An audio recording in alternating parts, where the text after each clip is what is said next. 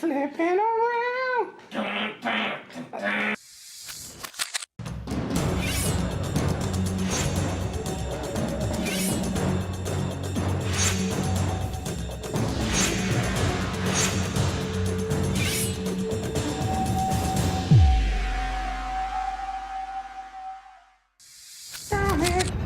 Flipping around. I'm taking my time, I kick a car.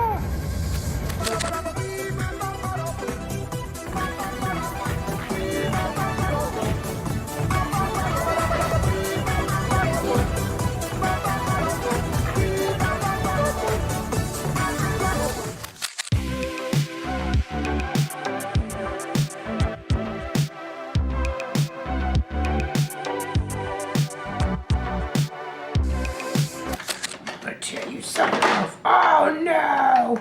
I killed my friend.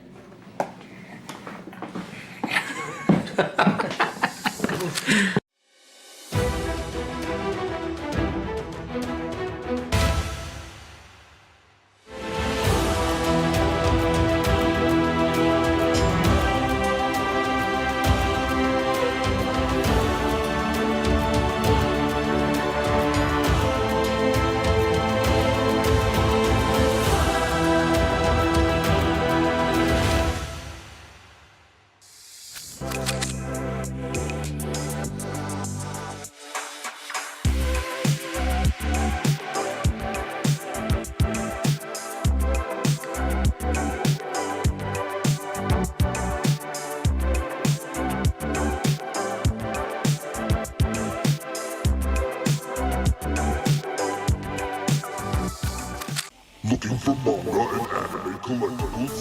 We have manga, toy, anime collectibles, complete collections, and so much more at Ultimate Comics.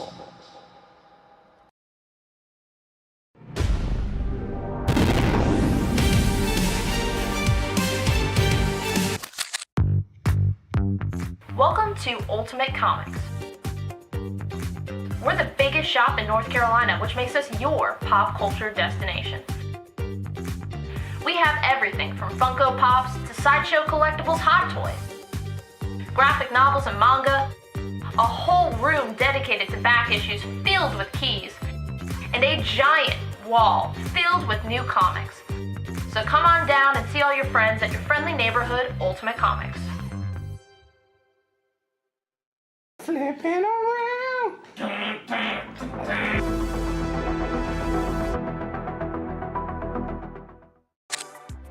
We have 3 shows a week, Tuesday, Wednesday, Friday at 7 p.m. Eastern on our Facebook page. We have key issues, sets, new books, hot variants, and I mean, we do special events all the time. We just had Tankers #1 signed by Rob Venditti available on the show, and we're actually getting those shipped out right now. We're a little bit behind schedule. Well, how are you coming along with that, Rob?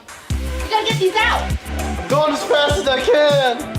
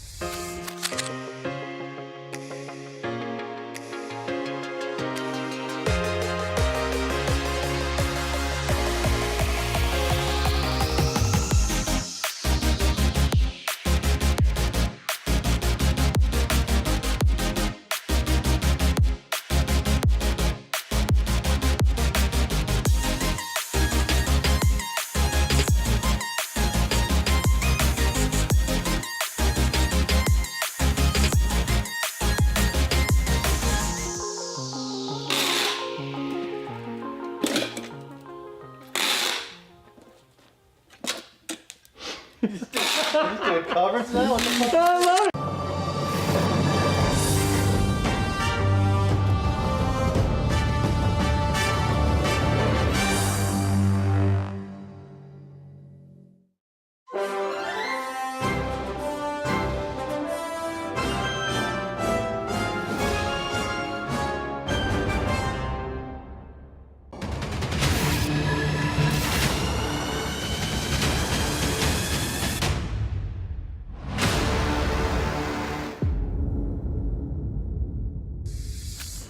Hey kids, want to hear about the best comic book show on YouTube?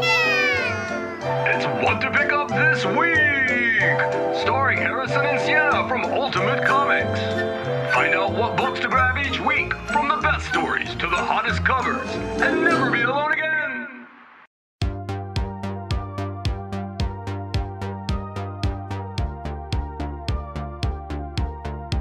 What the first appearance this week? You were like, black suit. yeah. What? So Yeah. what's coming out this week? Marvel Comics. Marvel Big Comics. new Let's release. start. Yeah.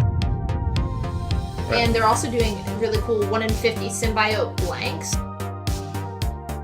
Flipping through it, and the art looks phenomenal. Everyone's gonna be after this. I'm sure it's gonna be double, triple ratio. So nice. Yeah, that's him writing it. He had the obviously really long-running Flash Rebirth series. James Herring does the Ultra Mega cover, and Tilly Walden and Charlie Adler both do Walking Dead covers. It captures everything that I love about Superman, like that wish fulfillment, that hopefulness. It's fantastic.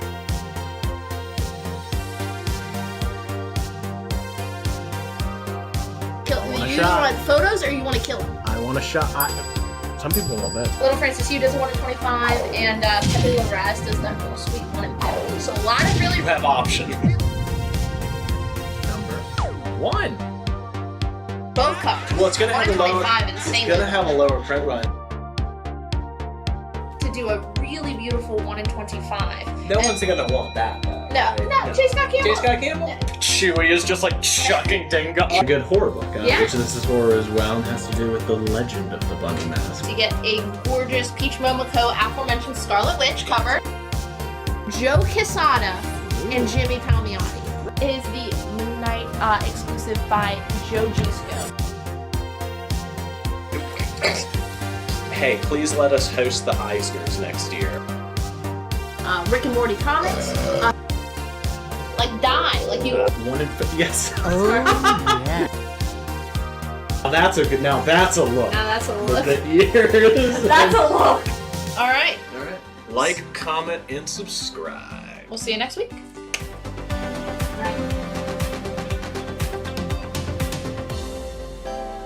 Just got. Mamo? Mamo? Mambo. Mamo? Mambo. Mamo? Mambo. Mamo? Mambo. Mamo? Mambo.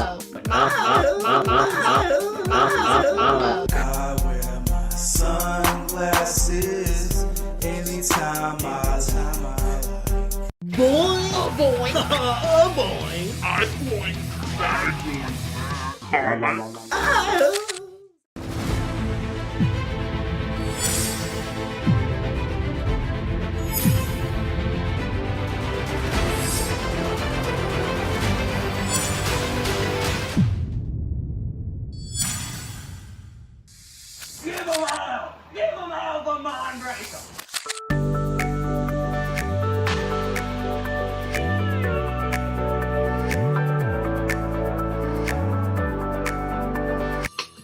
Berserker, Boomer Studios.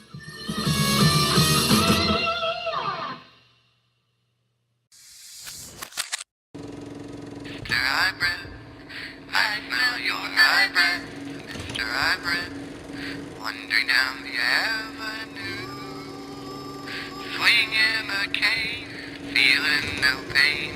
Mr. Hybrid, I smell you.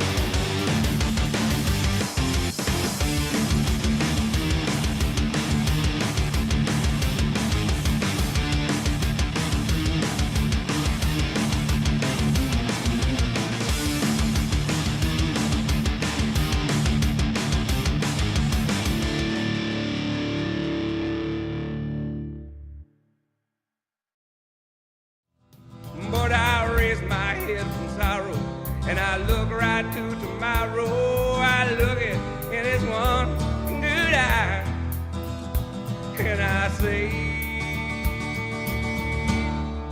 I'm Kid Country. Yeah.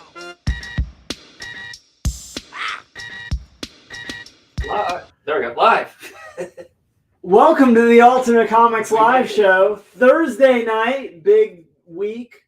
Had our totally Tubular Turtle Tuesday. Hope you're not too turtled out because there's a few books that I didn't get on. It's not going to be all turtles tonight like it was on Tuesday, but we've got a couple more if you were still looking. I am, of course, your Tuesday night, not the host, Thursday night host. It's just that kind of night. It's been a big week. We're pretty excited. Got some pretty good books. Some of my personal favorites going up tonight. I'm real excited about. If this is your first time joining us, we're pretty simple game. I've got a bunch of comics. Going to talk about them one at a time.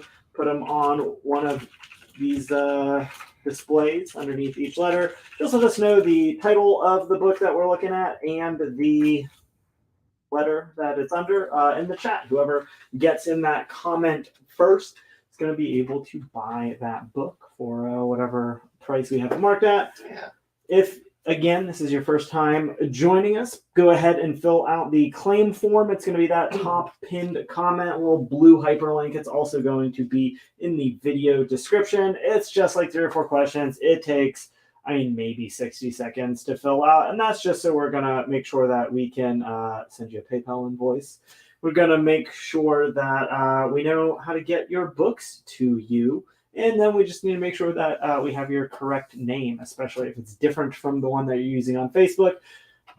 Again, just all putting it together, making sure that you get your books. Also, take a quick second, go ahead and click that little share. If you share this video in any public space on Facebook, any groups that you're in, any fan pages, or of course your own personal Facebook timeline, any of your friends' timelines, we're going to get just a little notification. And towards the end of the show, Daniel's going to put them all in a list, random number, generate, pick a winner. They're going to go home with this. This is actually really cool. This is one of the coolest Ultimate Comics exclusives that we have ever run. This is Rick and Morty Dungeons and Dragons issue number 1. It is a glow in the dark variant. So we're giving this away for free if you like Dungeons and Dragons, if you like Rick and Morty, if you just like really cool glow in the dark covers. A lot of good reasons to pick that book up. Am I missing anything else imperative for the night? I feel like we've got a little.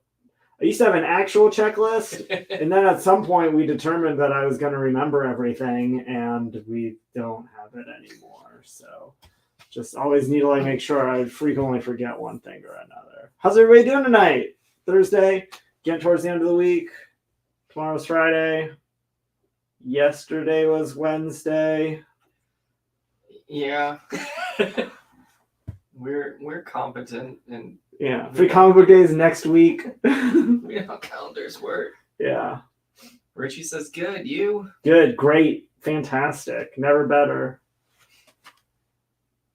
That's probably most of the viewers, right? Is Richie? We're good. Yeah, actually all of them. He's just got several different. That makes sense. Let's jump right into it, right? No time like the present. No questions, no comments. Good to go. Yeah, we're good. As I found out, not but maybe an hour ago, today is officially Avatar Day, as celebrated in the cartoon Avatar: The Last Airbender. Nice. It's the day where they celebrate the Avatar. They walked into the Avatar Festival. So had to start the show off tonight under A for Avatar. This is going to be the complete trilogy for The Promise. Of course, all of the Avatar story arcs broken up into 4 different books. This one, The Promise, it is all 3 volumes. They're pre-owned, so we're selling them all 3 together for just $10. MSRP on one of them is $11. Jen's taking it. You got it, Jen.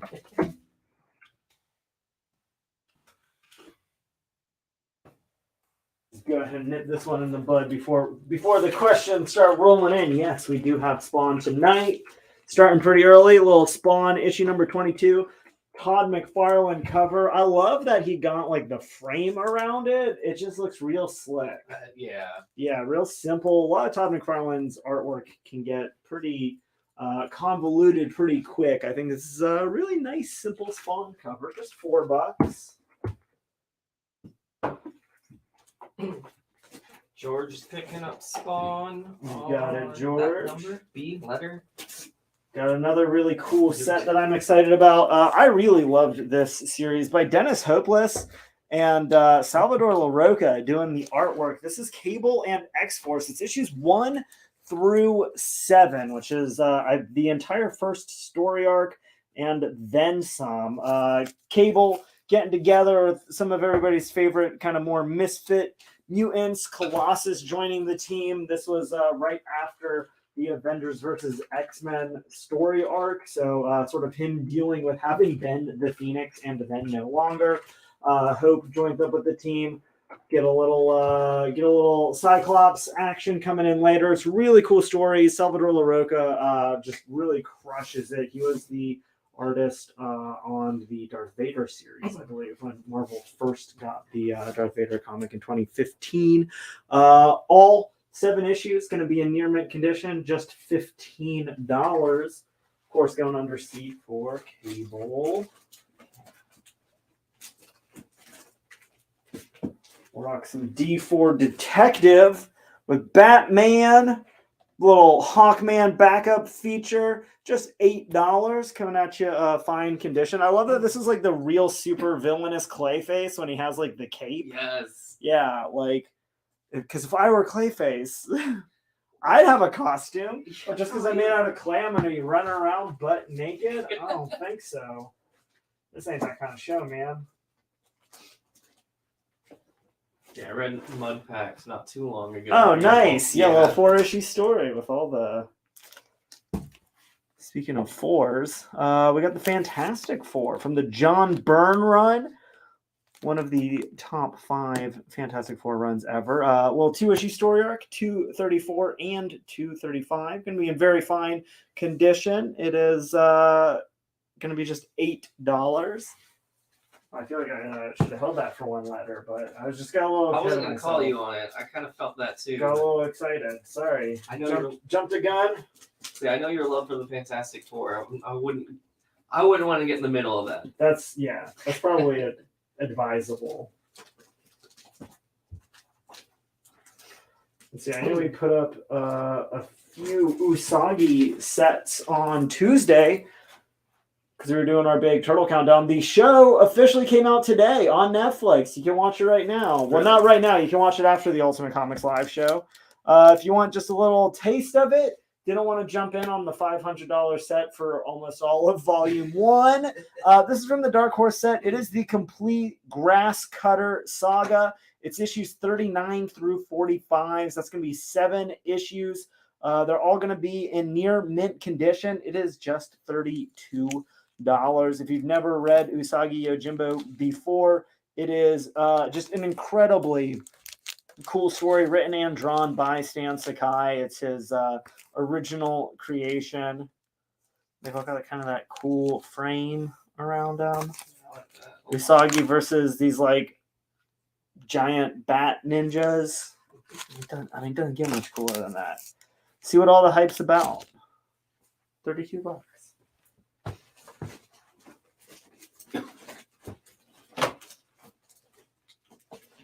Like Paul's excited for Star Wars Day coming up. Coming up next week on Wednesday. Willie says he got his books last week and wanted to thank us. He now has 4,005 books in his collection. Nice. You had like about 3,000 before that, right? You just claimed like a whole bunch.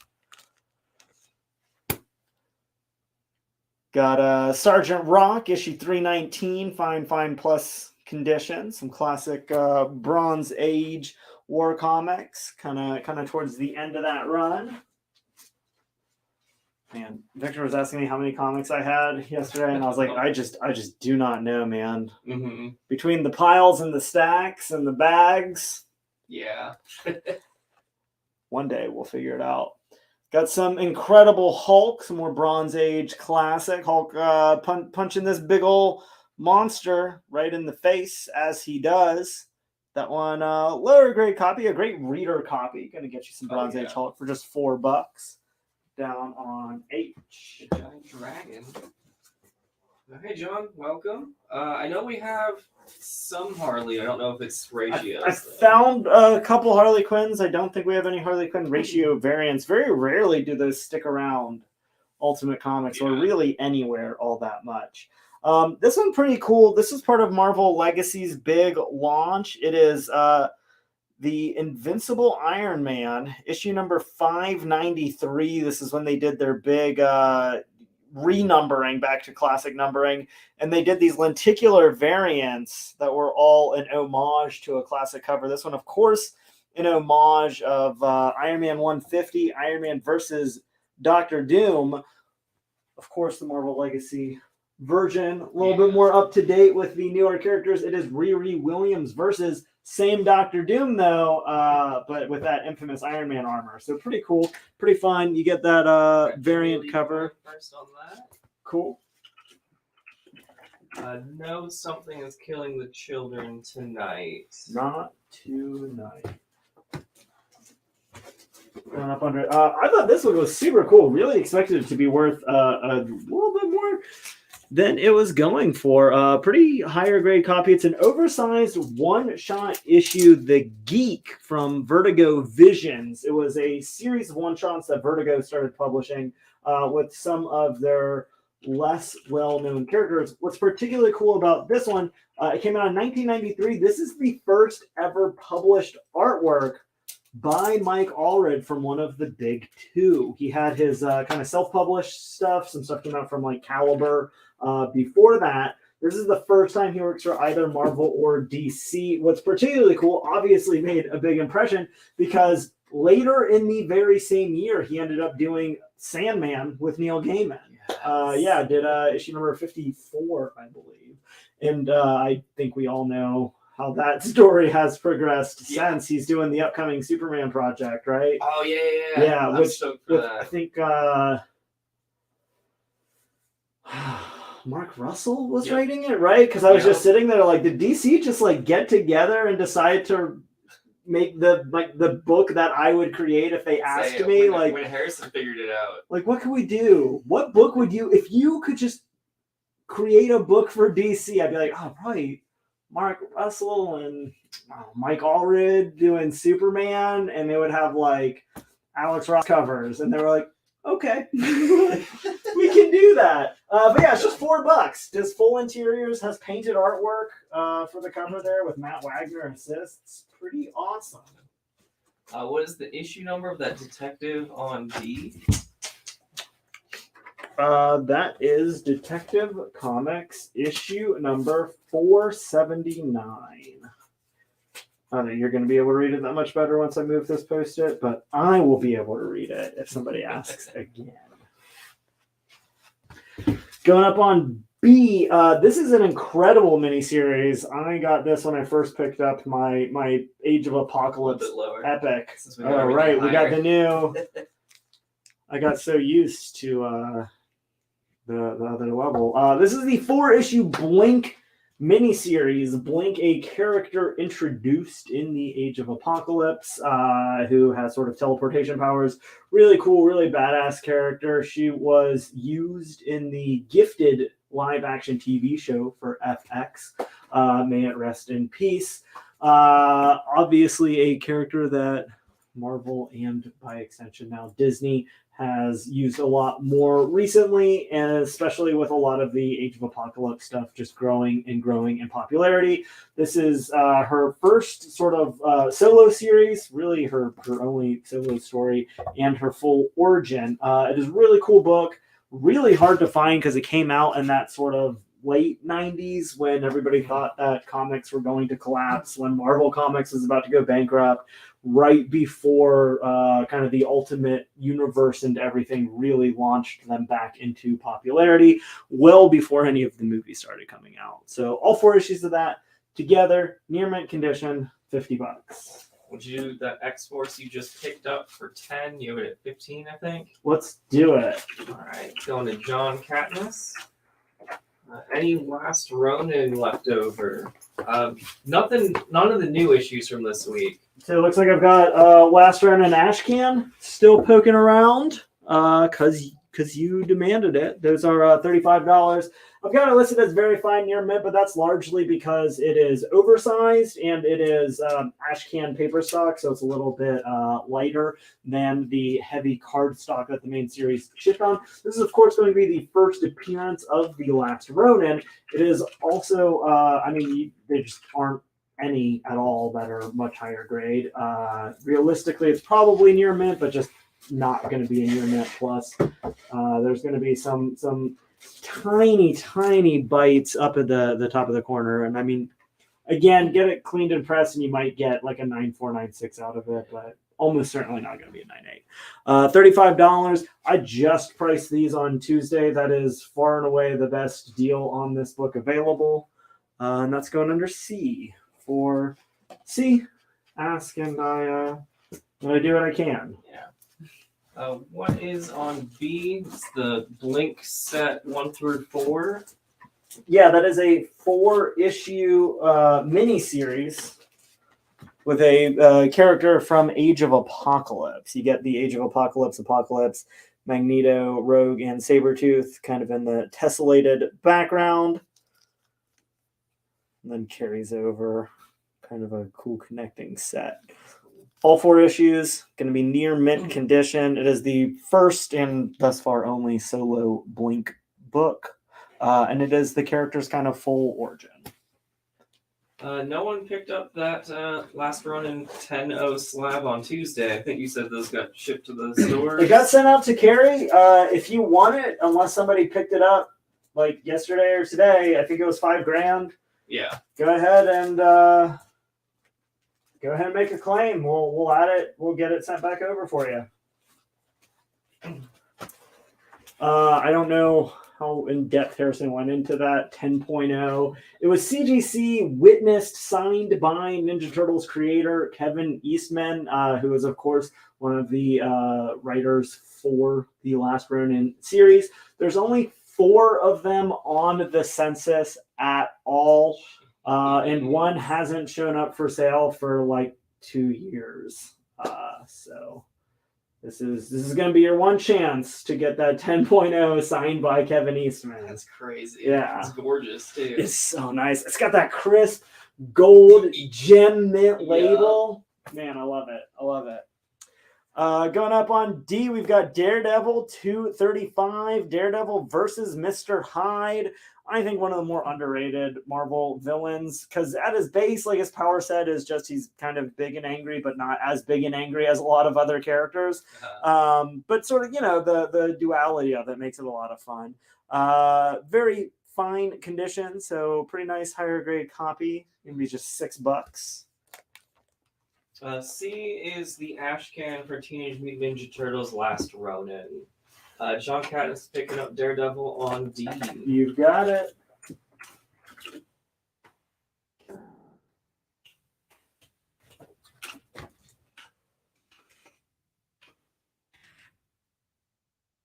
Tell you what, since we're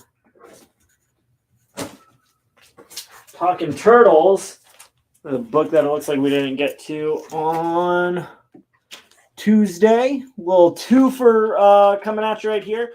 Teenage Mutant Ninja Turtles Savage Dragon. This is a one-shot crossover with Image Comics and Mirage. Savage Dragon, obviously Eric Larson's titular character from the foundations of Image Comics. Kind of double green team going on here. Ninja Turtles famously show up in some early issues. I think Savage Dragon number 4 of the original Image Comics series. Have obviously a really good relationship with Savage Dragon and creator Eric Larson. This issue came out again in that kind of later 90s period after a lot of the original Turtles craze had started to go down, and certainly once the Image Comics bubble had already burst. It's going to be a lot lower print run than even Savage Dragon Teenage Mutant Ninja Turtles, which is obviously the same two characters, but just juxtaposed. There's 2 one-shots. This one, the far more difficult to find of the two. It is in near mint condition, and that one's going to be $20. Joey Terrazas is picking up the Blink set on B. Awesome. It is such a good book. Would you do the Savage Dragon TMNT crossover for 15? You have it at 20. I'm going to let it sit for a minute. I'll take that if I get around here and get back to it. Just because it's such a good book, and it is pretty hard to find, especially in really high grades. If anyone else wants to make another offer or claim it outright at 20, we'll do that.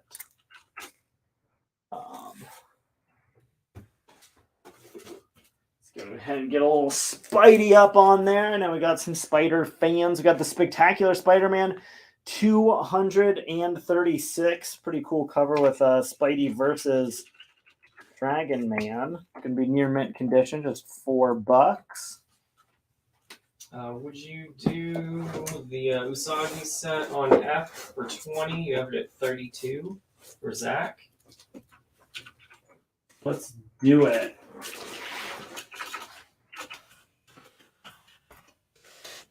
That one has been up a minute.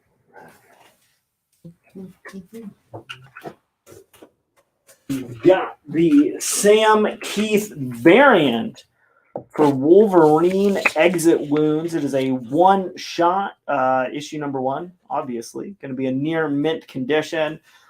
Sam Keith started illustrating Wolverine for Marvel Comics Presents after the Weapon X series, and obviously has a very unique style. Love just like super hunched over, claws out, big muscles, giant head spikes. Obviously a really well-known. You've got it.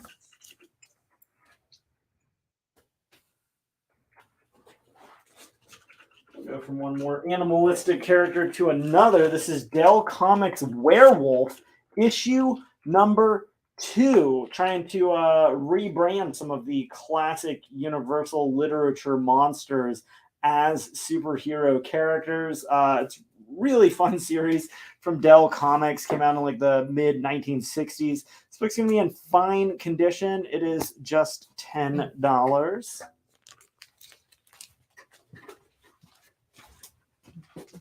We just got some requests of things to look for while you're digging. What you got? Phantom Stranger, Carol Danvers, Zatanna, Green Arrow, Gambit, and Hip Hop variants. You know, astonishingly, I don't think we have any of that. None of that tonight. Not like anything personal, just it happens. It just happens. Brad's yeah, but probably in some of the X-Men books it'll pop out. Probably. Sorry. Brad's picking up the Werewolf on F. You've got it. Hey, Ralph. Welcome. Going down on G, we've got some Wonder Woman. This is Terry and Rachel Dodson doing covers and interiors. Near mint condition. Wonder Woman number 8, going to be just $4.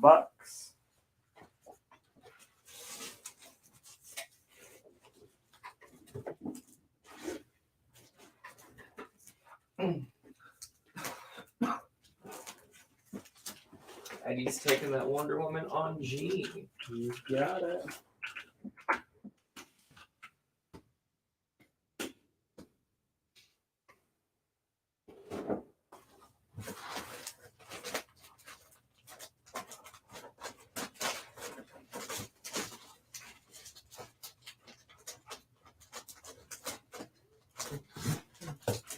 I love this cover. We'll hold over from the Turtles show.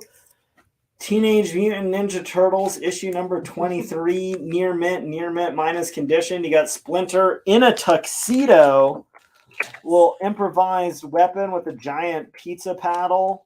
I mean, it's just everything you could possibly want from a Ninja Turtles comic. Unless what you really want from a Ninja Turtles comic is the Ninja Turtles on the cover. In which case, it's almost everything that you could want from a Ninja Turtles comic. Now I'm going to be $18 going up on G. Gene Spawn went to someone else, but you did get the Wolverine that was up. Sounds good. And we'll have a couple more spawns throughout the night. Probably Wolverine and one or two other books as well. Supergirl, issue number 8, can be in very good condition. This is from her original Supergirl series, as she's Medusalized. Snakes coming out of her hair with the Justice League, Batman, Green Lantern, and Hawkman just sort of stuck in her leg. You got Green Lantern over there, half turned to stone, falling over too. Classic Green Lantern. Just falling over. Always falling over Always after getting half turned stoned into and stone. falling over. Half stoned and falling over. Yeah. Well, when you put it like that. Going up on D, not 1, but 2.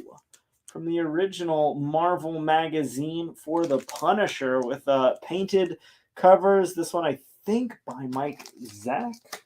For issue number 1, Steve Rude doing the cover for number 2. You get both issues together. Both going to be in very fine condition, so higher grade copies for just $20. They are the perfect book for any big Punisher fan. It's the big Punisher book. Marvel branching out into the magazines in the 1980s to skirt the Comics Code Authority, because magazines, not comics. So you can have slightly more adult-oriented material. Your stories get a little darker. Perfect for the Punisher. This is when he really starts transforming from a character with just kind of like a sad backstory to being the over-the-top, gun-toting, no-nonsense vigilante that you all know and love. Right.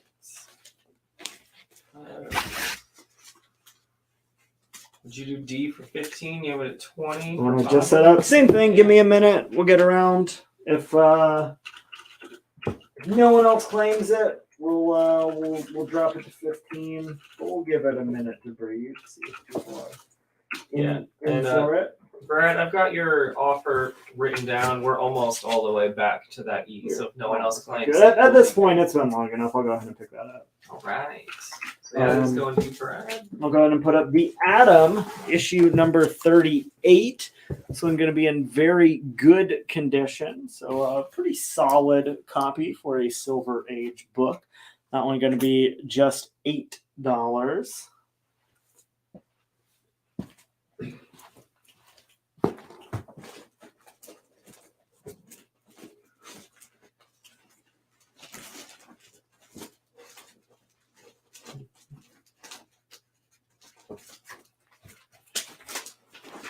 Suresh is taking the Atom on A.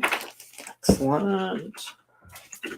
We've got Superboy, issue 186.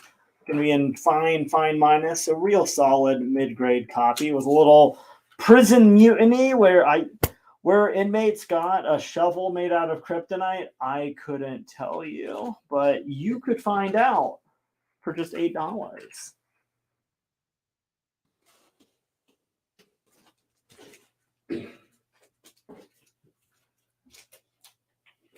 Any Alex Ross in the boxes? Maybe.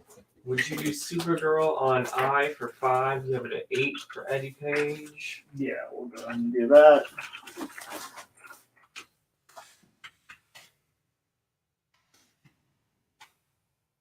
Speaking of that, some that Marvel Comics presents, we've got John Romita Jr.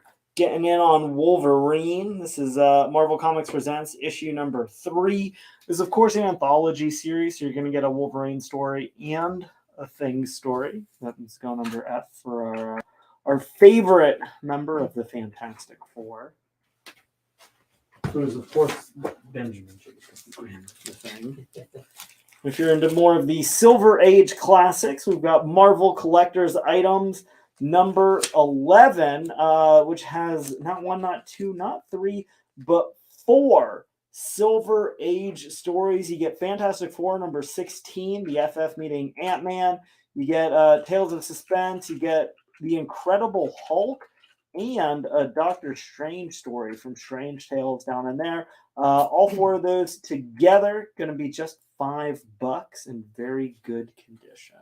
Gene's picking up that Marvel Comics Presents Wolverine. You got it. And we'll go ahead and do 15 on that Punisher magazine. All right. So, Bobby, you're getting the Punisher magazines for 15. And speaking of those Silver Age reprints, let's go down to A for Ant-Man. This is Marvel Essentials Ant-Man Volume 1. It has every appearance of Ant-Man from his first appearance in Tales to Astonish, number 27, all the way through Tales to Astonish, issue number 69. So a big chunk of story, what it's like 30, 40 issues or something of Tales to Astonish for just $10. Obviously, this is a pre-owned copy. You've got it.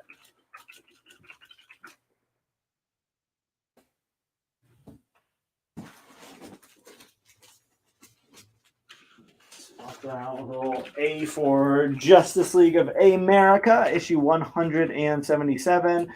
Nicer copy for a Bronze Age book. Going to be very fine condition, just $4. We'll kind of ping pong from the heroes to the bad guys. We got a fine, very fine for the Secret Society of Supervillains, issue number 12. That one going to be just $5. Let's be honest. A lot of the DC villains a lot more popular than a lot of the DC heroes. That's why that book's going to be just worth $1 more, I think. You know, really get those characters in there that you know and love.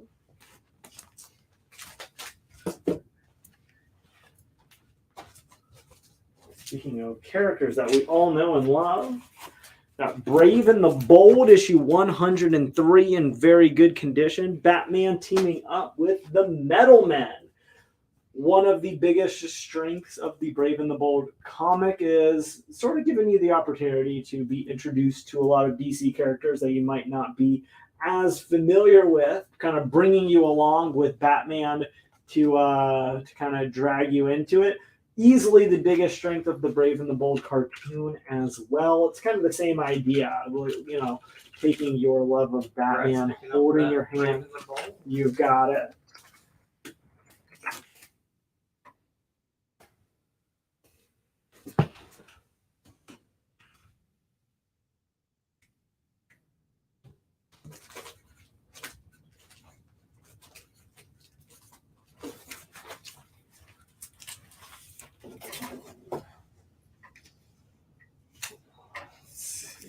Let's see. We'll go up to B. We'll go Uncanny X-Men, issue 196.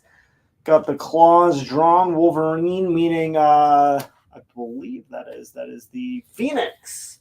Rachel Gray in a dark alley. Going to be just $6 on that. Going to be in very fine to near mint condition, real high grade.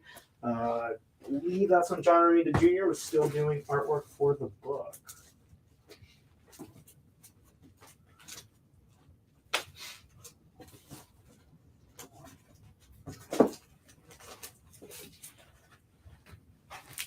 Marvel Team Up.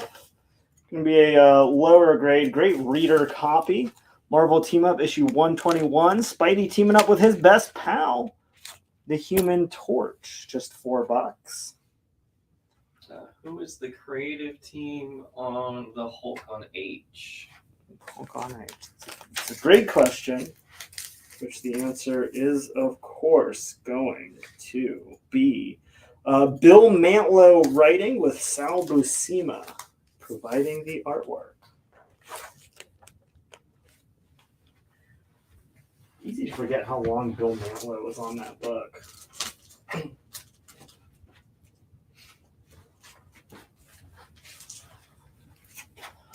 This one pretty cool. It's got a double set going on here. This is the entirety of League of Extraordinary Gentlemen, Volume 1 and Volume 2. Volume 1 has issue number 1 and 2 together and issue number 3 and 4 together. They were repackaged, sort of compendium editions is what they called them. So the first 4 issues going to be that reprint. All of volume 2 is going to be the first print main cover, as is issue number 5 and 6 from volume 1. If you've never read League of the Extraordinary Gentlemen before and you're an Alan Moore fan, obviously he is the well-renowned writer of Watchmen, V for Vendetta, The Killing Joke, just all kinds of stuff. One of the most prolific writers in all of comics, one of the significant writers. And what? Was that for real? Yeah, I was just agreeing with you. Oh yeah, absolutely. Like Every single thing that he's written is Miracle just Man. like mind-blowing. Did the first arc of Miracle Man when Eclipse started publishing it. If you've seen the movie and you thought it was just kind of a goofy one-off, it had lost pretty much all of its bite that was in the original series. If you like anything about Alan Moore and have any fondness at all for classical literature characters, it is an incredibly well-constructed and interesting take on the genre entirely. $30 gets you, again, all of volume 1 and all of volume 2. They're all going to be high-grade copies. Very fine to near mint condition, and that's going down on G4 Gentlemen. I like it. Yeah, I just finally read volume 1 last year. It was What'd you think? I loved it. Yeah, it's great. So good. I mean, if you're any sort of fan of just like those, like any of those, any of the, like those oddly constructed teams where you're like, this doesn't seem like they would work well together, but it just works. It's like the X-Men of classical literature. That's a great way of putting it, actually. Going up on Silo, Jessica Drew action, Spider-Woman, issue number 46, solid mid-grade copy, fine condition, $5.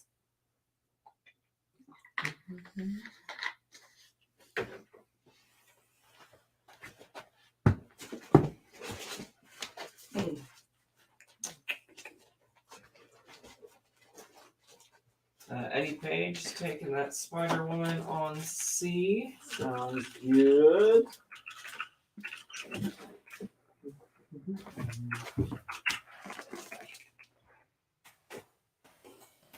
We'll go from one spider to another, all the way to the Silver Age with Amazing Spider-Man, issue number 64. John Romita Sr.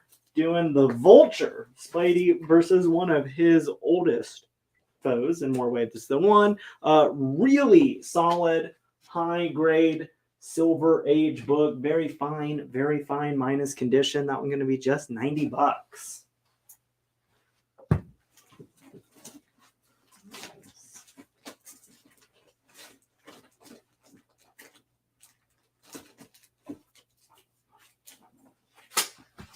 D4 DC Comics presents Superman teaming up with none other than Black Canary. This is going to be issue number 30. Find a very fine condition for just $4.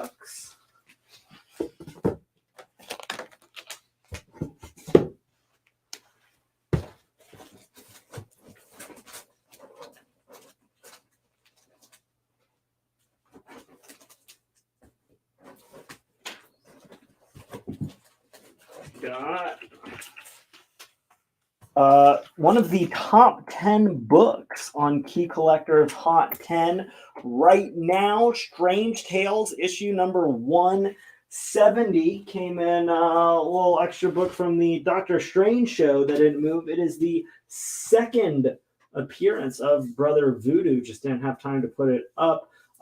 It is, of course, going to be a lot of $60. It is in fine condition. A lot of speculation for a few pretty interesting reasons that Brother Voodoo will be showing up in the upcoming Multiverse of Madness movie. Sam Raimi, a huge fan of the character, had cast members read the first team up of Doctor Strange and Brother Voodoo as some background for the character. Okay. So a lot going on right there. A really solid copy, higher grade than either of the 169s that we sold last week. And on down on E. I got an offer and a couple questions. Yeah, what you got? Would you do C for 50? You have it at 90 for Ralph. It's that ASM. Nah, that's just too low. What's the other question? What is on B? B is Uncanny X-Men 196. It is very fine to near mint condition. How many volumes are in the League of Extraordinary Gentlemen? There's 3 volumes, and then like 1 or 2 supplemental books that aren't like part of the series per se, but they're there. Hakeem is taking X-Men on B. You got it. I have 2 copies of that. So if anyone else wants one, we have 1 more copy remaining. All right, and then I got an offer on E, and then I have a joint offer with E and C. All right. Well, let me hear both of them. Guy's asking, would you do E by itself for 50? Okay. And then Smiley's asking, would you do E and C together for 120?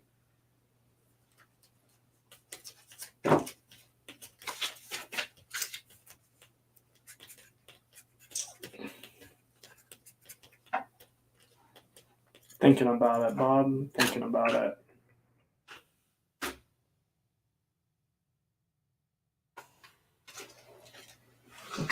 I'll do E and C together. All right. So we got both those going to Smiley for 120. We got a very good copy of ROM Space Knight, issue number 26. Galactus coming to Galador. That one going to be just $4. Got a little Terrax in there from when Terrax was the Herald.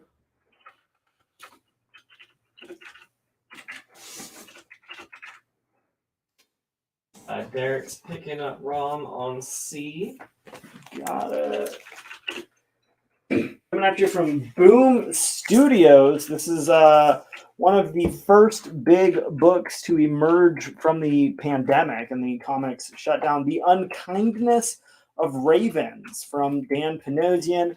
You get the complete 5-issue miniseries, all 5 issues. First print, main cover, near mint condition, just $20. Is a really cool little miniseries about teenage. It's a murder mystery with teenage witches. Really fun if you're into the Chilling Adventures of Sabrina on Netflix, or of course the Archie Comics series.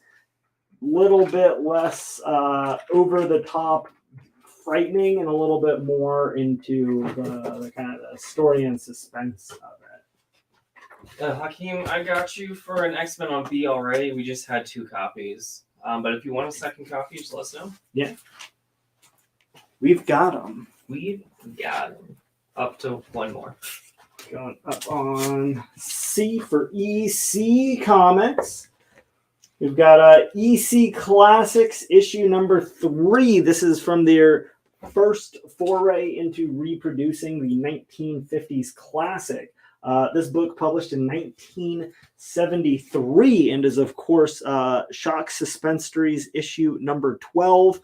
Pretty high grade copy. Is going to be in very fine minus condition. It is going to be just $8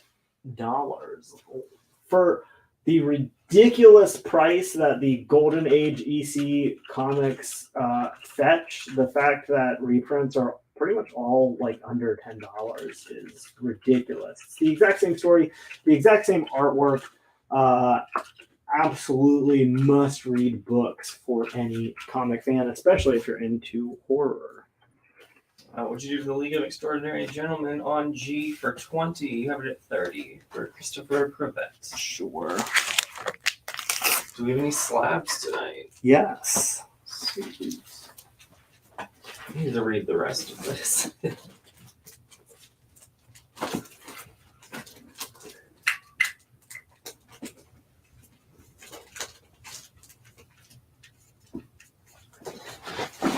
Some Batman going down on G. Batman 431. This book is in near mint condition. Some Jim Aparo artwork. The really cool George Pratt cover. This issue is going to be the first appearance of Kirigi, who is the League of Assassins member that trained Batman. Kind of a really cool retcon in that. Obviously, it was already established that he was trained by the League of Assassins, kind of faceless. This is where they first introduced his specific mentor from that. Near mint condition, just $8. What is on D? It's the DC Comics Presents number. DC Comics Presents issue number 30, Batman teaming up with Black Canary for $4. Going down on H. Man, I keep thinking I have something else specific for H.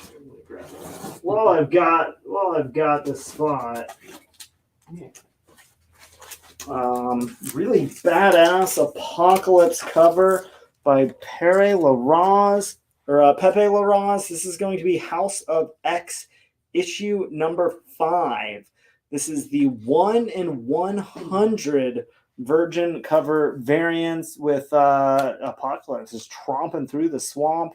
Book's going to be in near mint minus condition. Would almost certainly bump to near mint with a clean and press. There's no color breaks on it. Just a couple little things. $25 on H. Colors on that. Isn't that awesome? Gorgeous. Yeah, that's phenomenal artwork. Pepe Laura is really crushing it.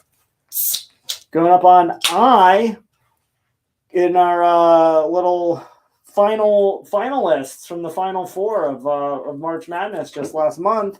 Lex Luthor and Brainiac, classic villains teaming up against Superman. This is Superman issue 173 from the Silver Age. Just $25. Going to be in very good to fine condition. A really solid mid-grade copy for all our Silver Age collectors tonight. Hakeem's picking up the House of X on Age. You got it.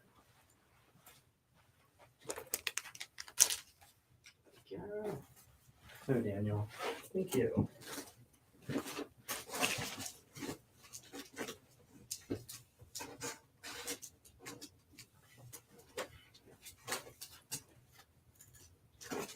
Just his second issue in Marvel Premiere, Doctor Strange, Master of the Mystic Arts. This is Marvel Premiere issue number 4. Another really high grade copy, very fine condition on that. I mean, just the reds on that are so bright. The blues just really pop. Oh, yeah. I love just like the basic primary colors of just the whole book with kind of the hordes of the undead below. Really fantastic issue. $40. Would you do Batman on G for 5? Give it an 8 for Dean Sanchez? Let's call it 6. It's a little bit of a key issue. It's pretty high grade. All right. Maybe worth that extra $1. Yeah, let us know if 6 works for you. Going down on H, because that Ant-Man went so fast. Let's see if we got any more Silver Age fans. This is going to be the Incredible Hulk, volumes 1 and 2 of the Marvel Masterworks. This is his entire 6-issue Silver Age series, plus Tales to Astonish 60 through 101, which is all of his appearances in Tales to Astonish, as well as the Incredible Hulk when it renumbers with 102 through 117. So a huge chunk of Hulk, all of his earliest stories, volumes 1 and 2 together. Again, pre-owned copies. They've got a little bit of wear, but they're going to be the easiest way to read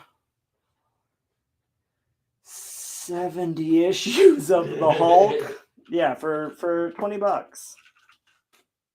Matthew's coming in for those Marvel Essentials Hulks. You got it. Yeah, Gene, just let us know if 6 works. Otherwise, it'll be going to Ralph. What is on E? It's the Unkindness of Ravens, numbers 1 through 5.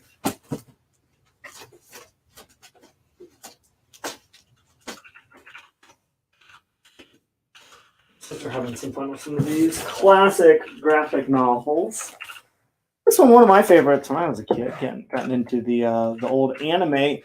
Speed Racer Classics, just $5. This book is incredible. It's the original Speed Racer manga. The first 4 issues presented for the first time in English for an American publisher from Now Comics. If you are also a big fan of Speed and the Mach 5, $5. One for each Mach. That's right. Gene says 6 works for G. You've got it. And I used to love the Speed Racer show. Right? Would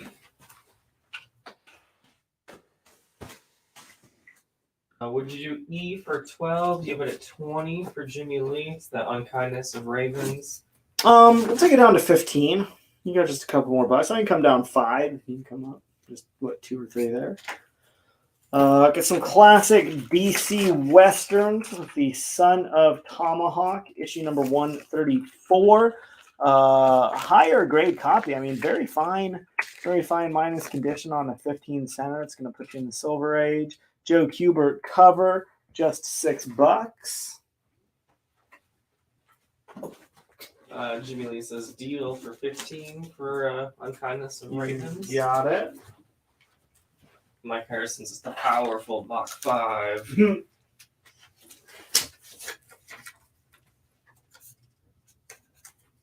We've got some Marvel Transformers, issue number 29, fine condition, $6. Marvel Transformers, What just issue happened? number 29. Oh, you just unmuted us. Oh, now it's picking up. There we go. That was weird. Fixed it. All right. I hit a wrong key and broke the computer. Explode. Fixed it. We're good. Good. I was a little worried. I overshot the backspace and just increased our volume and then put us in an echo chamber.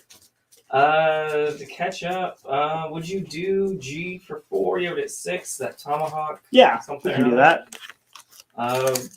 Would you do A for 25? You had it at 40 for Ralph? I can take that one down to 32. So I can come down 8. You can come up, what, 5 or 6, 7? To 32. 32 on A. Good. Yeah. And back to that G. Gonna go Wonder Woman 252. This book is going to be in very fine condition, pretty solid, higher grade copy. Gonna be just $4.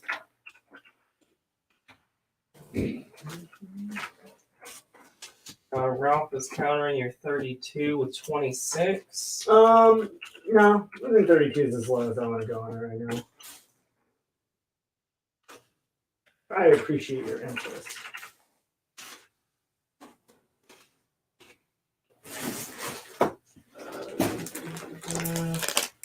Sharon says a little off topic here, but is the Star Wars show on May 4th? Haven't seen any posts. It is yet. Wednesday, May the 4th. The event is already up on our Facebook page, but we don't usually put up the preview posts for anything before the previous week is finished.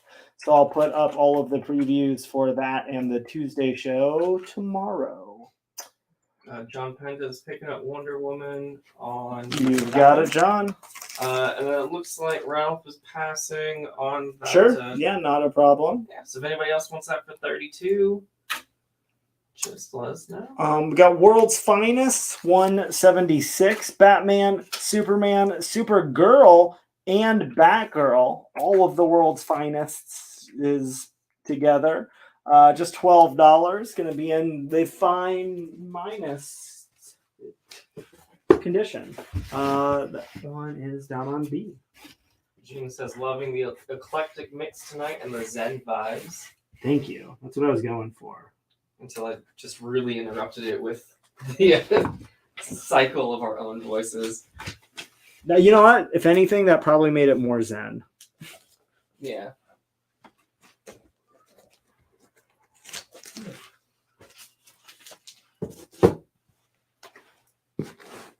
Ralph says he truly appreciates you working with him.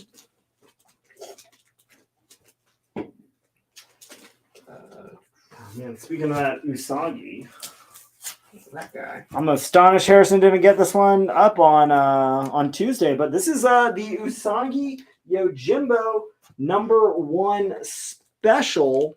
This is a reprint of Usagi Yojimbo's first appearance in Albedo issue #2.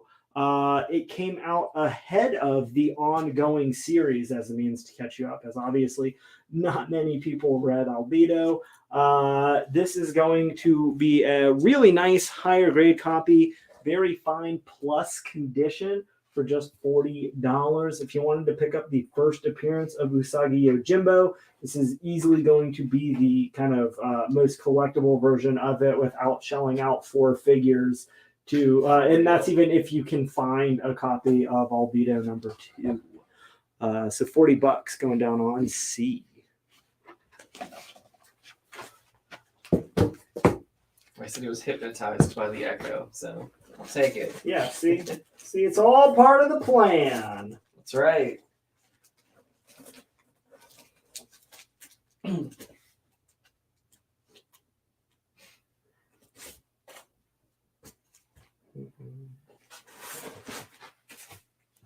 Some more affordable Doctor Strange down on D with Marvel Team Up issue #50. Fine minus condition with Spidey teaming up with Doctor Strange. Little double Ditko action.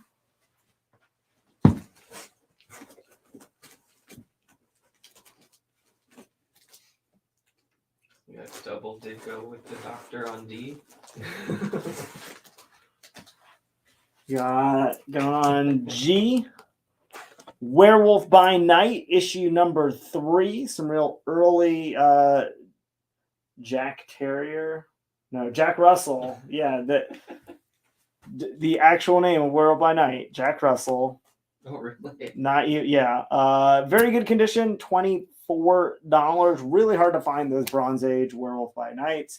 As has been evidenced by how many people have been trying to find issue #32 lately, obviously. Going down on G. Got an offer on G. Yeah, what you got? Would you do 20 of it at 24 for Brad? Yeah, we can do that. All right.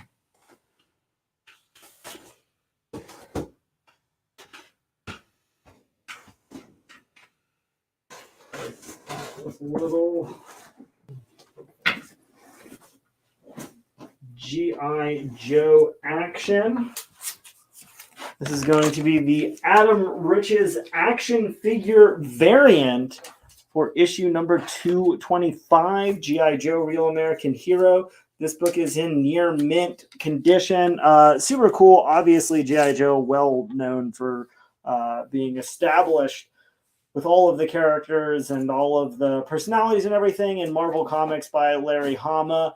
IDW went back, got him to oversee the plots when they resurrected it with the original numbering from the series. And then of all of the comics that needed action figure variants. For real. I mean, G.I. Joe, sort of the original toy to comic property. Real perfect. Had those gorgeous art cards also with the characters. This one featuring Grunt. And $40. We've been getting some appreciation for the laid back show tonight after the craziness of Tuesday. Listen, we've got so many just ridiculous shows, just back to back to back to back. Yeah, I was just every single about week that. we've had a ridiculous show. Next week we've got one. We've got one or two more in May and June. So Thursday's the night to just put up some old books and have fun with it, right? Like that's what we're all here for. Speaking of some pretty chill books, sold the first issue on the Moon Knight show. This is the final issue of Metal Gear Solid, the lowest print run of the bunch. It is issue number 12. It is in near mint condition. A lot of people sleeping on Metal Gear because there's just so many other things that have been coming that are coming out like in the next 2 or 3 months. Oscar Isaac already cast. It seems apparent that he is the one. He's the Harrison Ford of the sequel trilogy, right? Like everybody else who was in those movies is they're doing okay, but Oscar Isaacs is everywhere. He's best friends with Jason Momoa. He's in Moon Knight. He's in Metal Gear Solid. Like he's doing it, man. If you want to go ahead and collect those Metal Gear Solids, a lot of video game collectors will pick up the comics without sort of being big comic book fans. Go ahead and get the hardest to find issue from that set now for $80.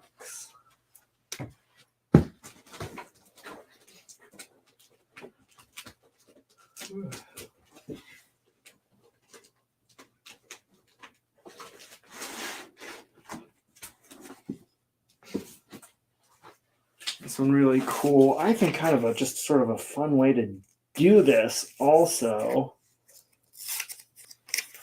This is Doctor Strange issue number 1, coming off of the Jason Aaron Chris Bacalo run. It is the 1 in 25 Chris Bacalo variant, sort of a little like passing of the torch. Yeah. This is the first issue from the Mark Waid series. It is again ratio 1 in 25. You've got Doctor Strange just like in the foreground here in a flying saucer with a gun, fighting this like giant cosmic entity. Buck Rogers. Isn't that freaking awesome? That is awesome. Yeah, and that one's gonna be $20 down on H.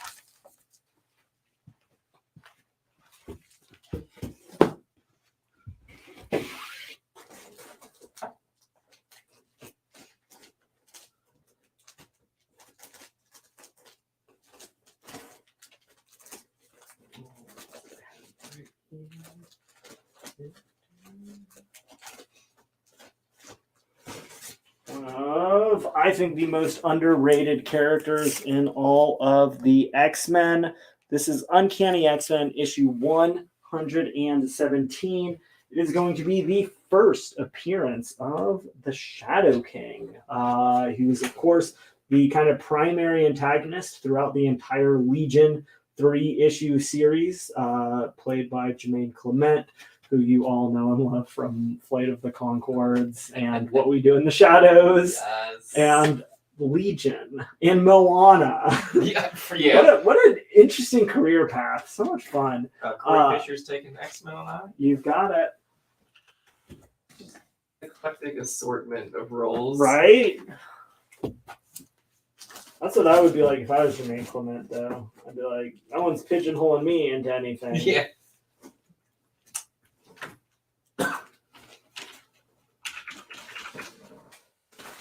Oh, Doctor Strange, Nick Fury, Strange Tales, issue 166, 168, the final issue of the tandem before Doctor Strange takes over the title and book completely.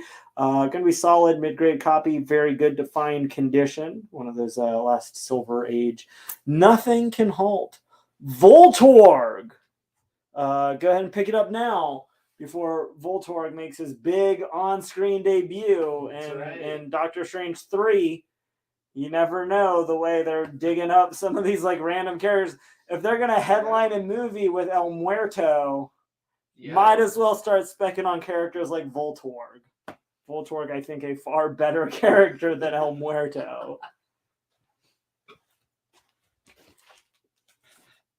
but what do I He looks know? kind of like a Cyberman. He does. Like, He does. it's great. Yeah, I don't think Sony quite knows what. They just need to put me in charge. Yeah, It's not that hard, there you go. Sony. I'll do it for less than whoever you're paying now. I promise. They're Kevin Feige in charge of their We'll Soul make so much more money. Amazing Heroes issue number 38. This is of course sort of like the Wizard magazine before Wizard magazine was Wizard magazine, where you got previews of all the upcoming stories. This one got an Elf Quest cover. I know we got a lot of Elf Quest fans. Also get some stuff with Nova, some Skyborn, and of course Star Wars. Want to see what was going on with Star Wars in the 80s? We find a very fine condition, $5.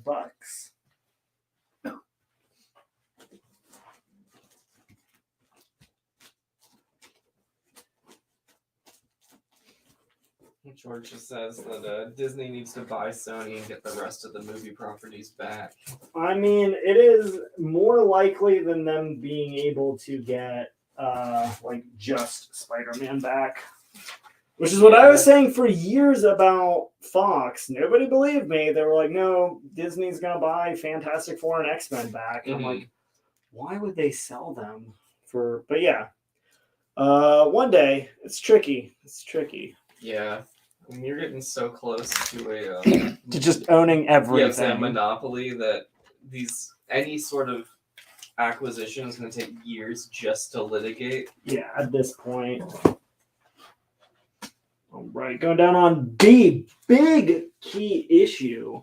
This is Batman issue 183. It is in good to very good condition. It is just the second appearance of major character. I'm not even going to call her a Batman villain anymore because like she's one of the main characters in the Harley Quinn TV show. She's now had multiple solo series, and I mean, it's Poison Ivy. Poison Ivy's second appearance, going to be just $40 going down on B. Crazy good book. Really underrated. It's got a brilliant Carmine Infantino cover with an homage to the Batman TV show that they're watching on the Bat TV. Yeah, incredible book. And they've got the red phone. The classic red phone. Yeah, just $40. I love these guys like feet kicked up. Got a box of popcorn and a beer. Holy emergency. Yeah. This is real. Not tonight, kid. I'm staying in the Batcave to watch myself on television. Love everything about this book. That's amazing. Yeah, I just loved the cover. I didn't realize that it was second appearance of Poison Ivy. Poison Ivy. I didn't think it was that significant. Would you do I for 10? You have it at 15 for Will Rose. It's the Strange Tales. Yeah, let's do it. And Joey Terrazas is picking up Batman on B. You got it. Coming up on C, solid mid-grade copy, fine condition. The Avengers, issue 164. This is George Perez doing the artwork, a young George Perez. The Avengers versus the Lethal Legion. You got Cat, Black Panther, Hank Pym when he was Yellow Jacket with the Wasp, Vision up there. Pretty solid Avengers team up.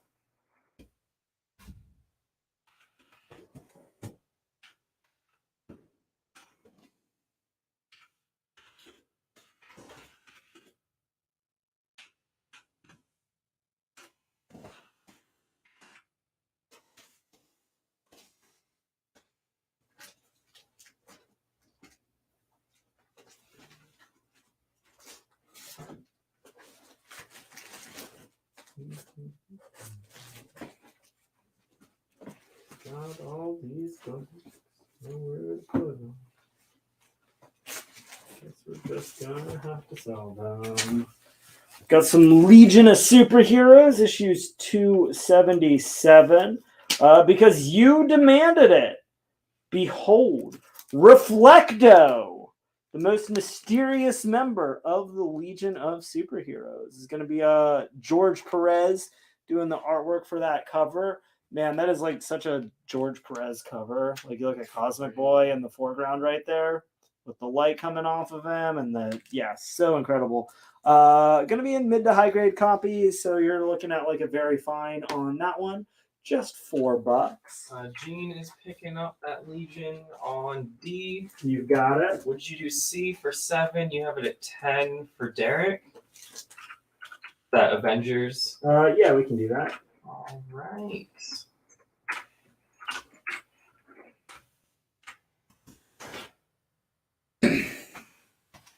C for 7.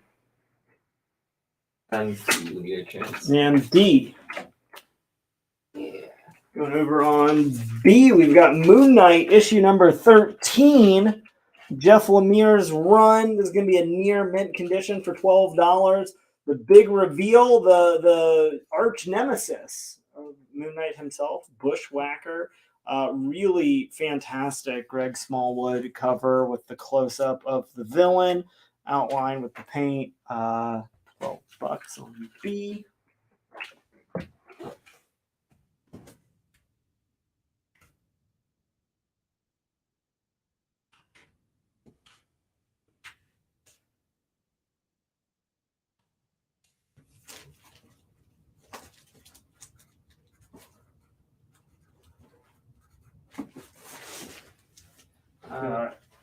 Welcome, Joe Ridley. Happy Thursday. Hey, Joe. Happy Thursday. Is that it? Yeah, you're good. Just wanted to make sure. Got a very fine plus, very fine near mint copy on Spawn, issue number 41. Greg Capullo, Todd McFarlane, jam piece on the cover right there. Real gruesome. Which is, of course, what we all know and love and want from Spawn. That one's going to be $12. Would you do B for 7? You have it at 12 for Ralph. B. The Moon Knight. I'll split the difference with you. Call it 10. All right. Ralph wants to know if 10 works. Any Scotty Young in the boxes? I don't think so, but you never know.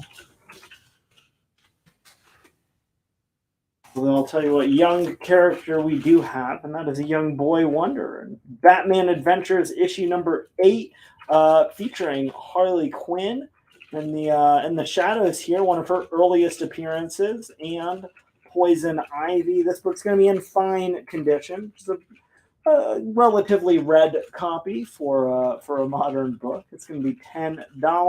So, of course, the iconic pose and homage to Batman and Robin with Poison Ivy up there on the rooftop.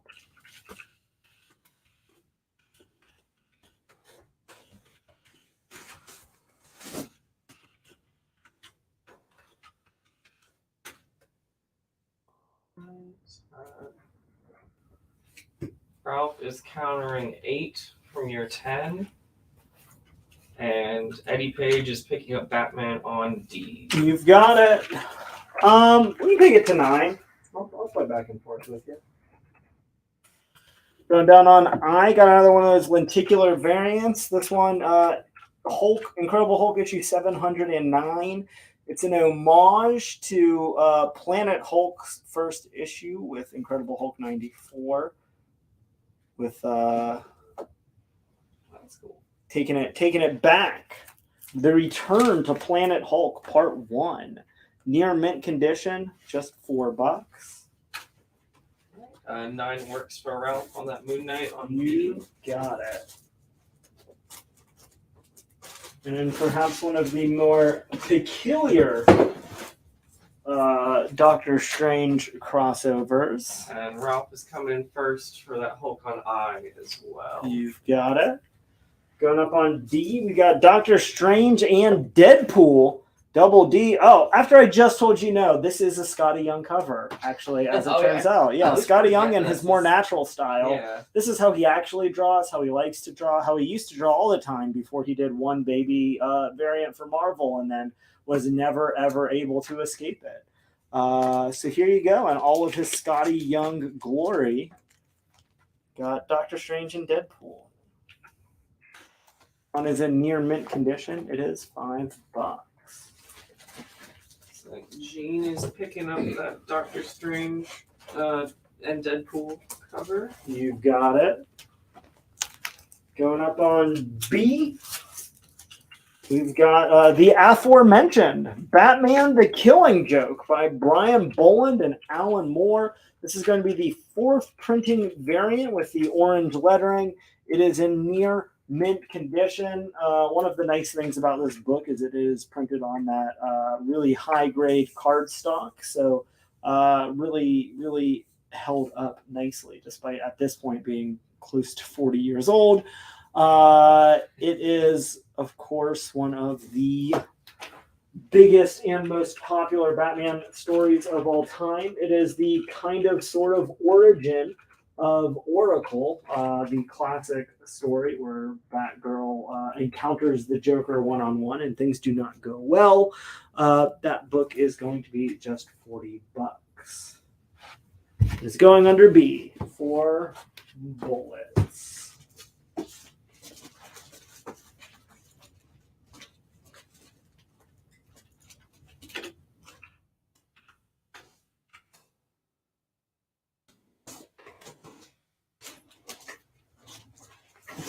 About 15 minutes till break. Sounds good. We've got Adventure Comics 273. This book going to be in good to very good condition. That one going to be $8. Some Silver Age Superboy. The boy who is stronger than Superboy. That punch hurt me worse than kryptonite. Pretty bad. 10 center right there. Coming at you. A little Silver Age action. Then on I, speaking of some Silver Age books, we've got some Challengers of the Unknown, issue number 61. Book's going to be in good condition for $5.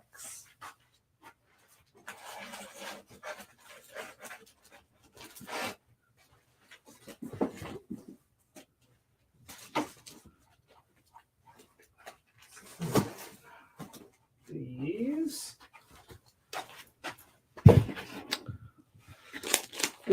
Let's see if we can go for the Marvel Essentials hat trick. This is 3 volumes of the Avengers from the Silver Age. It's volumes 2, 3, and 4. Again, they're going to be pre-owned copies, but you're going to get issues number 25 through 97. So over 70 issues of the Avengers. You're going to get the first appearance of the Collector, the first appearance of Goliath, the first Bill Foster, the first Red Guardian, the first appearance of Black Knight, the first Ultron, the first Vision, the first M'Baku. You're going to get the first Grandmaster, the first Red Wolf, the first Valkyrie. You've got it.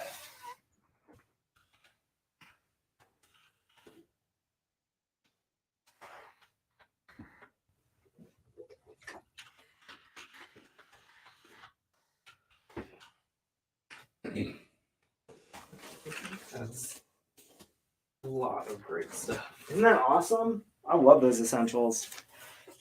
We'll go from A to Annual. This is the giant-sized Superman Annual number 7. You got Superman's mystery powers. You get the origin of the Batman-Superman team, which is super cool, them revealing their identities to each other. You get Superman's first wife. You get Superman becoming the president, and more. All of that. It's in good condition. Honestly, would be a little bit better, but there's that kind of rub on the bottom corner there. Give me just $12. B is in near mint condition. Is that yeah, really, I mean, like super high grade. Give you the close up on that right there. I mean, no creasing, no color breaks.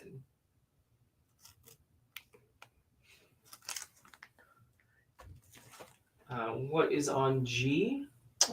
G is G.I. Joe issue number 225. It is the Adam Riches action figure variant for Grunt. It's going to be $40. Also in near mint condition. A lot of near mint condition books sitting up here. Yeah. Going over on E, we've got the 4 Man, we don't. It's a half set. I'm not selling a half set. Harrison, you fool. I'm gonna beat him with a rubber hose. Make me almost sell a half of a set. That's not the Ultimate Comics Live Show way. But what is selling some real radical Captain America comics. You got Captain America issue number 304. Real solid, very fine condition on that. Going to be just $4.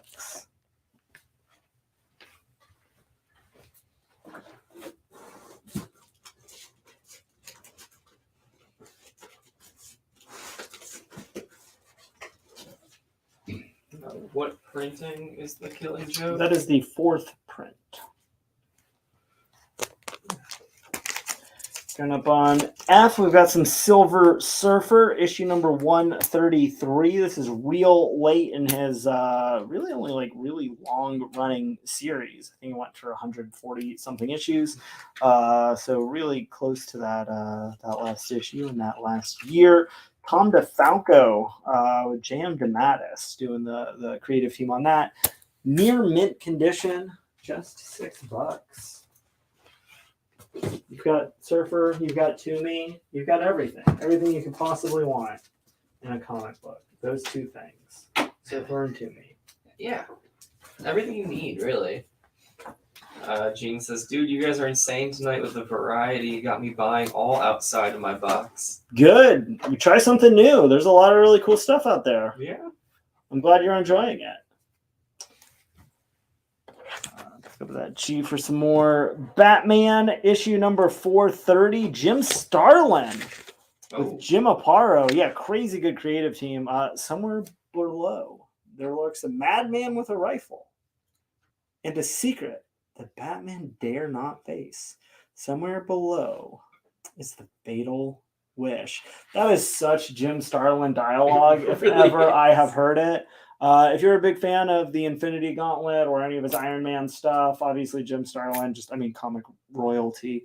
Near mint condition, just $4.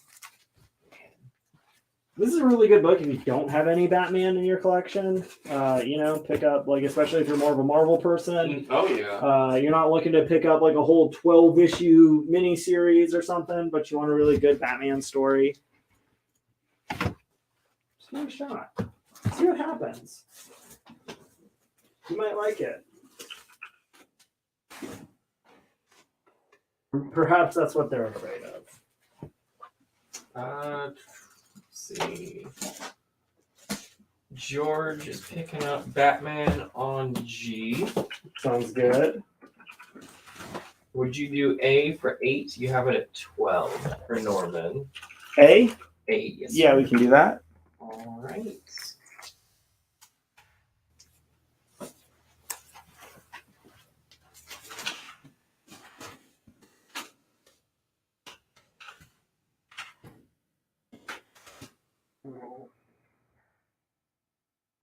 Make sure I get to.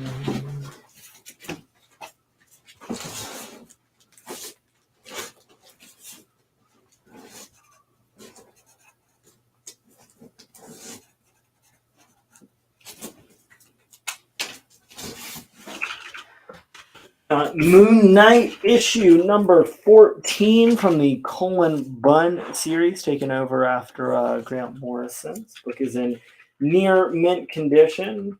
You got fat stacks of cash floating throughout the night sky with some pretty vicious dog werewolf types in here. Going to be just $5.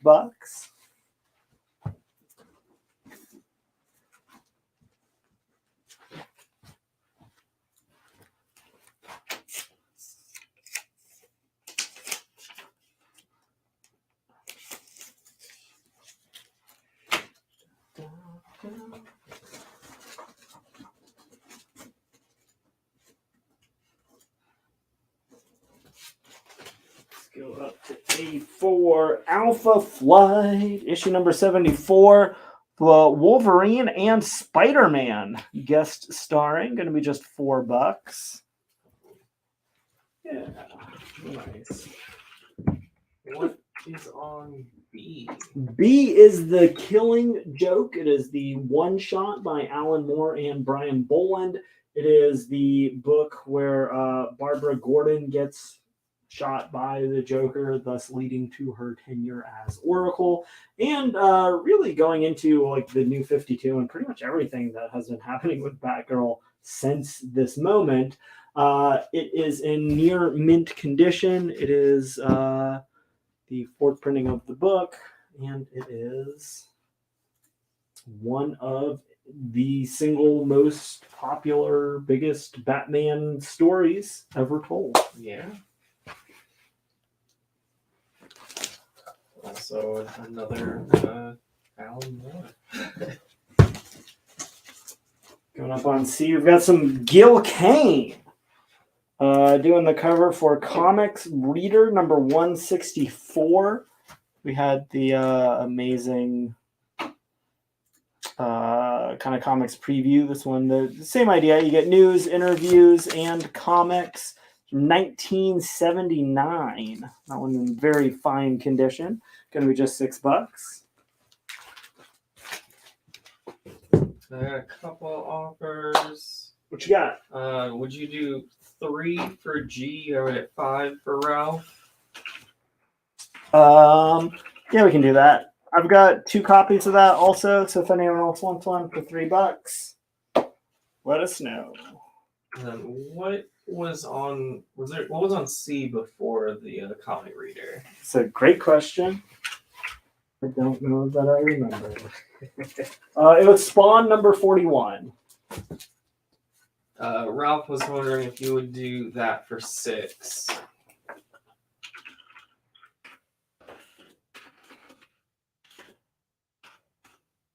I'll take it down to 8. For that extra $2, it's yours. Ralph lets us know if 8 works for you on Spawn, and then Derek is taking that other Moon Knight on G. You've got it.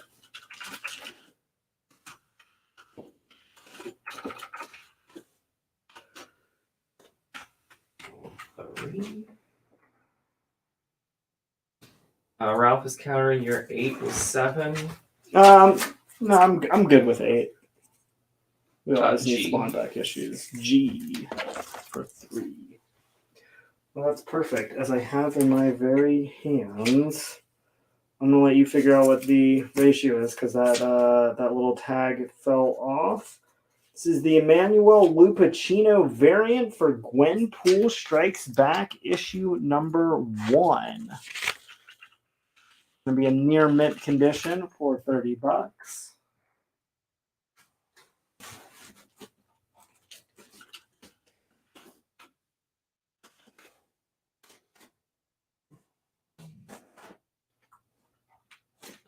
The 1 in 25. This is the 1 in 25 variant.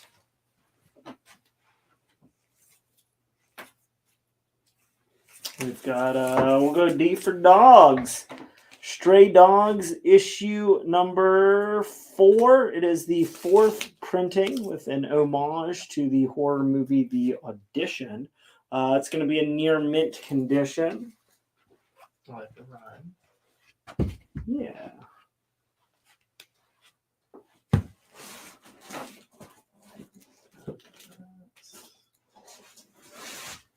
Got 2 minutes. Cool.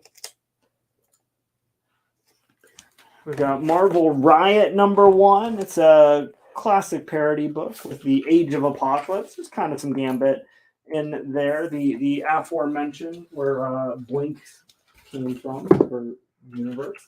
That one is in fine condition. It is $6.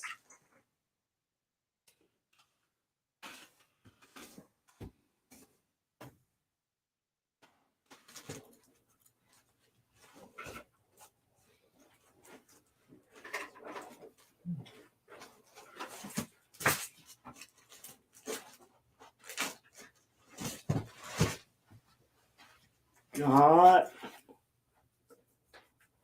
Walking Dead, issue number 58. I love how quaint. Celebrating 5 years is a big tag. Like that's Yeah. that series has been out like 20 years ago now. It's crazy. It just keeps going.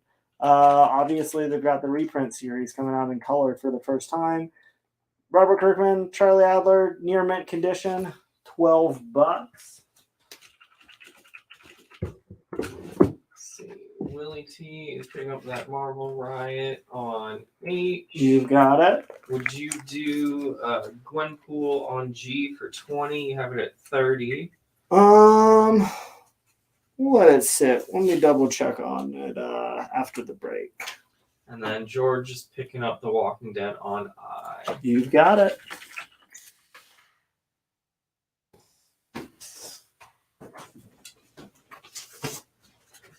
And down on H, some Harley Quinn, issue number 18 from her new 52 series. Amanda Connor, Jimmy Palmiotti, near mint condition. Little homage to some classic Superman. That one is just $4.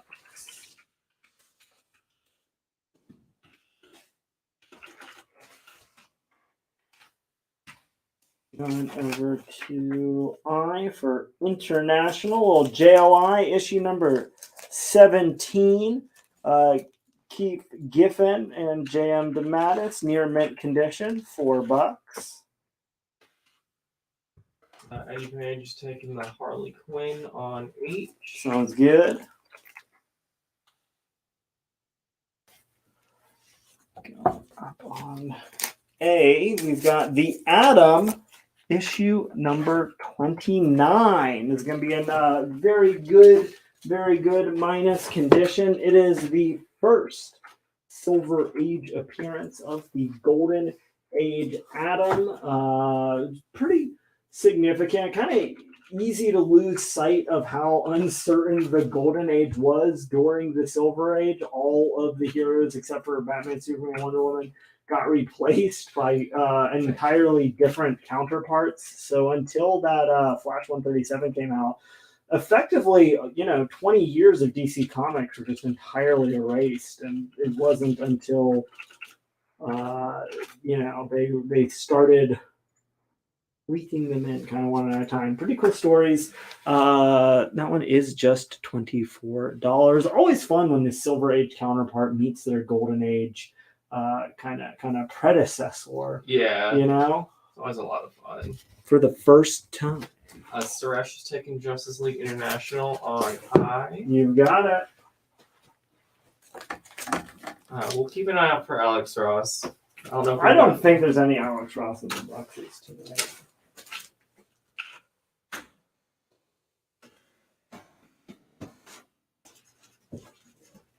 What we do have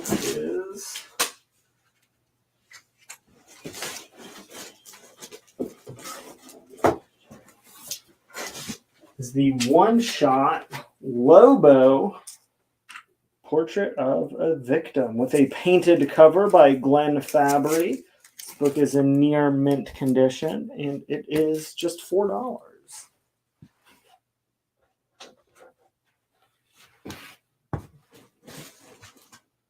We got some requests for Bermejo or any of Will Eisner's The Spirit.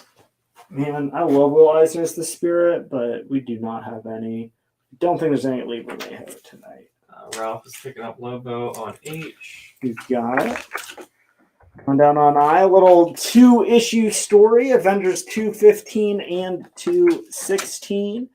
You got your classic Avengers, Cap, Thor, Iron Man. You've also got Silver Surfer and Tigra doing kind of the primary motivators with Molecule Man. A lot going on in that little story. Just $10. Solid mid-grade copies.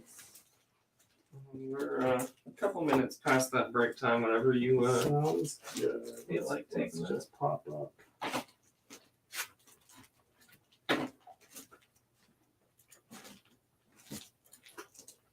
I'll put this one last book up real quick just because it's so stunning. Leave us going B for Betrayed. This is the Stephen Platt Moon Knight issue number 56. Ultra high grade, near mint condition, $28. Let's go ahead and take a minute, and we'll be right back. Soon as I find a commercial. As soon as Daniel lets us know, which will break. And the new Ultimate Comics. At the new Ultimate Comics in Crabtree Valley Mall, we've got comics, toys, collectibles, and gnarly manga. At Ultimate Comics at the Crabtree Valley Mall, you can come get your Polaroid taken with Alf. Waka waka.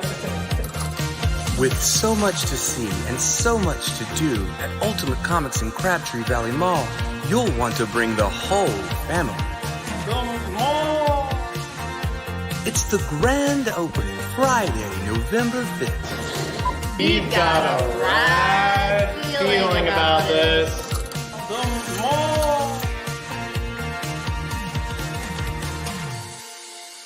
He's a weekend at Bernie's. One kindly, please.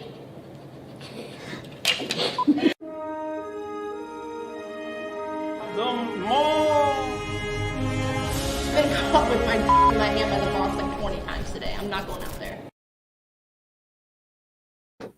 Sweet, we are back. And welcome back. So the Gwenpool variant looks like we could go down to 25 on that. Probably going to be as low as we will go. So Eddie, let us know if that works for you. I got an offer on B when you get a chance. Yeah, what you got? Ralph's wondering if you would do 18, give it a 28. No, I actually made a little tag on here. It's near mint plus. If y'all don't buy it, I'm going to send it to CGC. It's like a 9698. I think 28's pretty good on that one. I rarely put the little near mint plus, and that's my little key to myself that it's like it's worth hanging on to this for a minute. A nice little yeah, it's nice. Eddie Page says deal on G. You got it. Speaking of some Moon Knight, we've got the complete 6-issue Moon Knight Fist of Khonshu mini series. The all new beginning. It's the first appearance of Moon Knight's new costume with the Ankh instead of the moon logo. However, the reason that this set is so ridiculously popular is it is the first appearance of Arthur Harlow. It is the one key issue that you all asked for during our Moon Knight Madness that we did not have at the time. I just unearthed it in a box yesterday. Arthur Harlow, of course, Ethan Hawke's character in the Moon Knight TV show, which I believe just had its penultimate episode last night. Going to be a really nice high-grade set. All of the books are in very fine to near mint condition. It is $125. Would you A for... let me double check when I wrote the wrong number down. 20. Would you do A for 20? Yes, I will. I accidentally wrote down the price of the book instead of the offer, so It happens. Is I British? The Avengers. No, it's the American Avengers.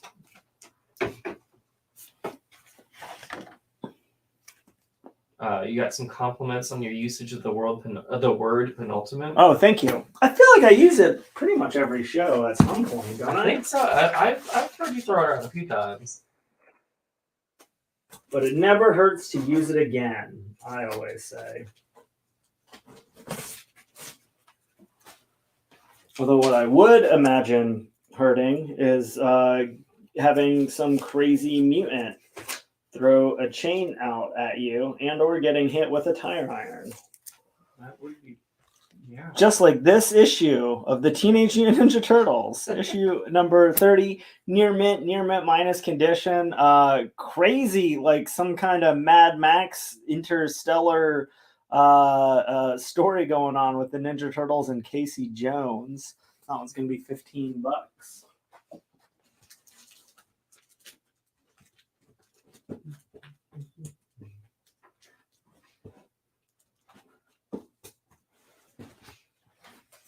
Moon Knight showed up a few times in Moon Knight. Gene was saying, "Are we going to get an episode with Moon Knight yet?" It's been a lot of, or it's been the Mark Spector show. Oh, well, I mean, that's kind of the thing about Moon Knight is he's all of those characters. We've seen a fair chunk of Moon Knight here and there. I feel like what they're mostly doing, and you've seen it with all of the shows, it's more character focused on the alter egos, and I think it's setting up more action in movies or other properties, which makes sense. They did the same thing with like going all the way back to CBS's Incredible Hulk. It was, you know, a 60-minute show that was 55 minutes of Bruce Banner, and then Lou Ferrigno's on screen for 5 minutes to wreck stuff. The Avengers, issue number 3.1. This is a pretty cool series that was really under-ordered because it wasn't in the main numbering of the series with those 0.1 issues. This is a 1 in 50 variant by Mark Bagley featuring Cap's Avengers from that 2016 series. That book's in near mint minus condition. Gorgeous Scarlet Witch with Quicksilver, Hawkeye, and Cap. That one going to be $75.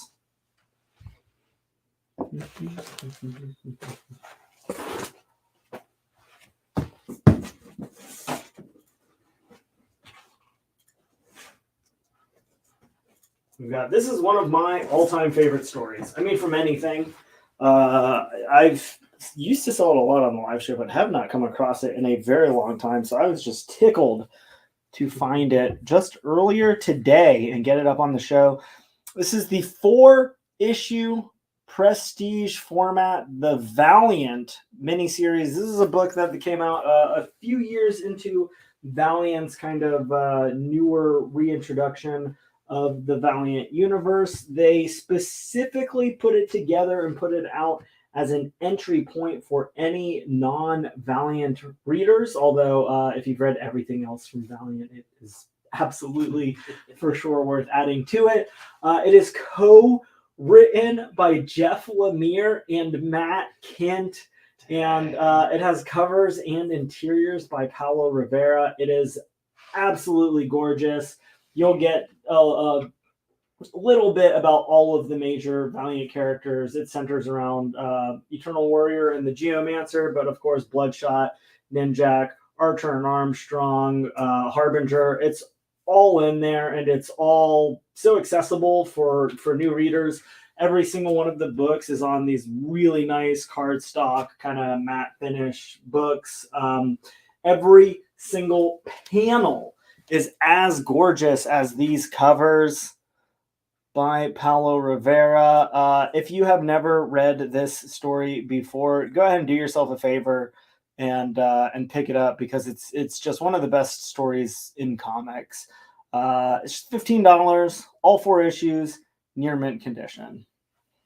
I actually have this as like a giant cardboard cutout that they sent us as a promo that I kept, like, that we got rid of it. I have very few like giant things in my house, especially artwork wise, and that is one of them. That's awesome.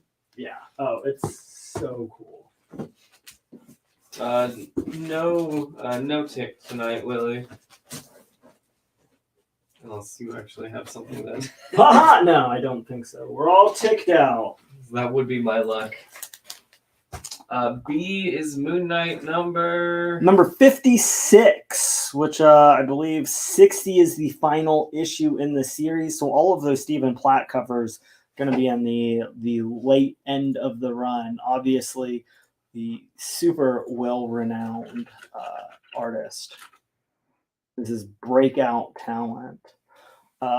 Detective Comics number 415. Speaking of well-renowned books, is the very controversial Batman and a Hangman's Noose.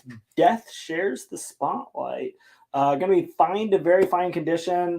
This book particularly a pretty good candidate for a clean and press. There's a real minor spine roll that I think would press out, and not a lot of like color break or anything on it. A little bit of foxing on the back. $35 if you're picking up those classic Bronze Age bats.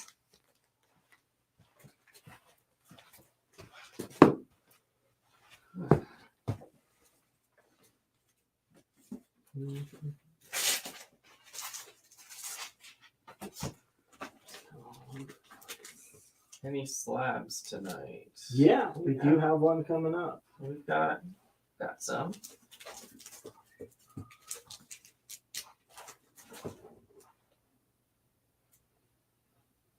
Yeah, you guys stoked for a Multiverse of Madness or a Thor Love and Thunder?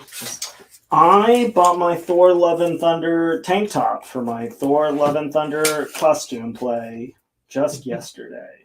Very excited about it. Still am. Sweet. Down E, we've got The Darkness by Garth Ennis and Mark Silvestri from Top Cow Comics. This is going to be the first issue of the classic Image Comics series.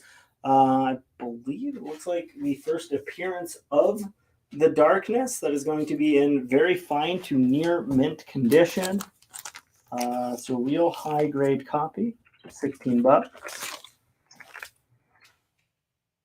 Yeah, I know they showed off some of the first footage from Black Panther 2 at CinemaCon. Oh, really? There's footage for it now. I don't know. It's actually happening. Yeah, it exists. I don't know to like what degree that they prepared or showed, but I heard they showed some. But there's some, which is more than there has been. I have to reach out to some of my old GM friends who were probably there. Like, what did they show you? They're like, it's just like a pan shot CGI Wakanda. Yeah, really. It might have been from the first movie. No one's sure. We're all too afraid to ask. Ryan Coogler was really mad at us. Going down on F, the special double-sized Incredible Hulk issue 450. How do you celebrate such a momentous occasion? Not one, not two, but three big guest stars. Yeah, that's right. You get Iron Man, Doctor Strange, and the Fantastic Four all in one jam-packed Hulk-sized issue. Just $4.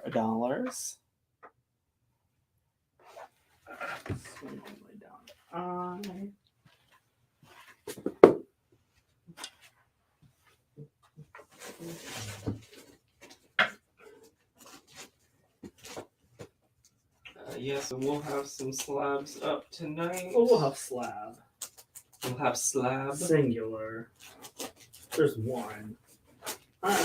You know what? There's some other ones down here. Let's go for it. Yeah. Norman's picking up that Hulk on F.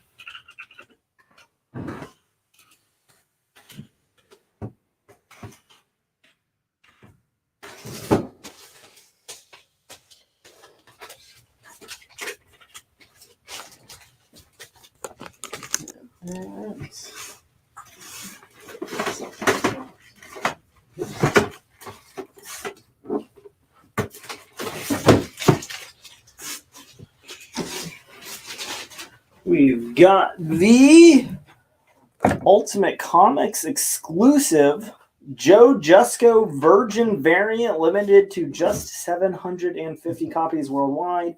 CGC graded at a 9.8. Get a cameo of Null coming out here. It is, of course, an homage to the classic Buscema Silver Surfer number 4 from his original series. This book is $500. As mentioned, we only had 750 copies of this book total.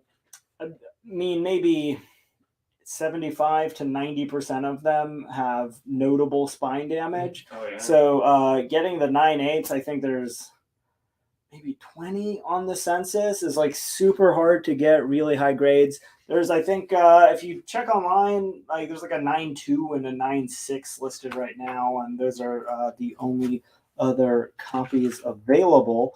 If you're looking for really hard to find, incredibly popular characters with, I mean, just gorgeous covers and significant issues, Donny Cates, Trad Moore, Joe Jusko, fan favorite characters, fan favorite creators, fan favorite artists. This one's got it all.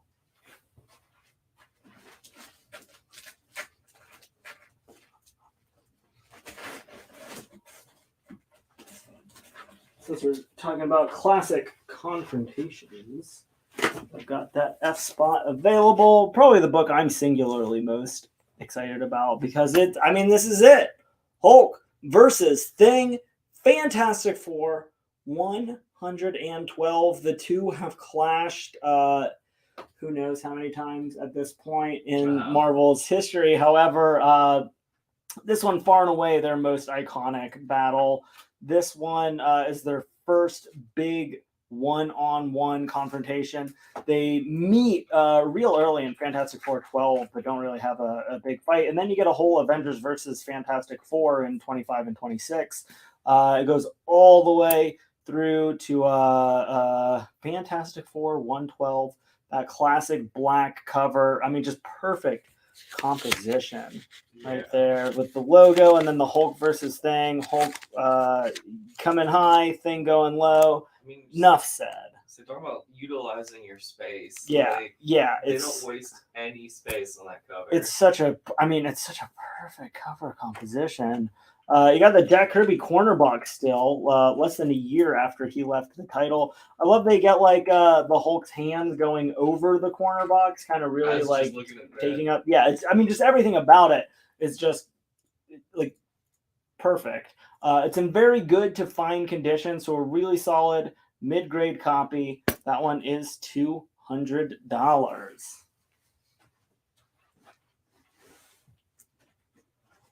Since we're doing my favorites right next to that, let's go ahead and grab our requisite Grant Morrison books for the night.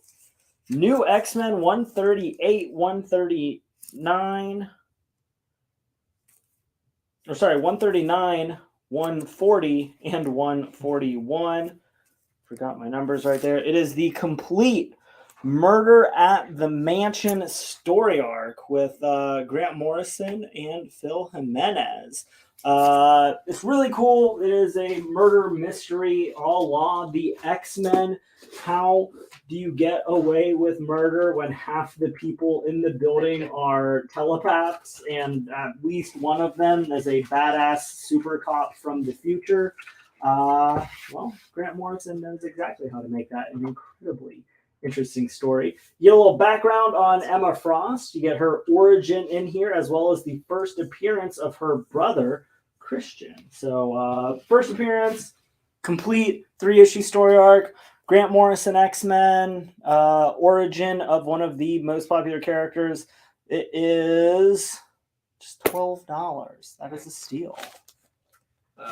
Joey Terrazas picking up that Fantastic Four versus Thing. You've got it. For $200. That is a great book.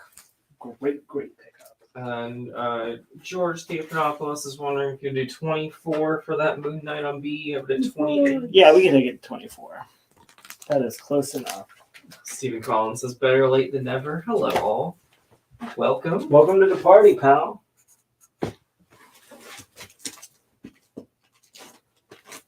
I feel like it sounds intimidating when I say it like that. Just welcome to the party, pal.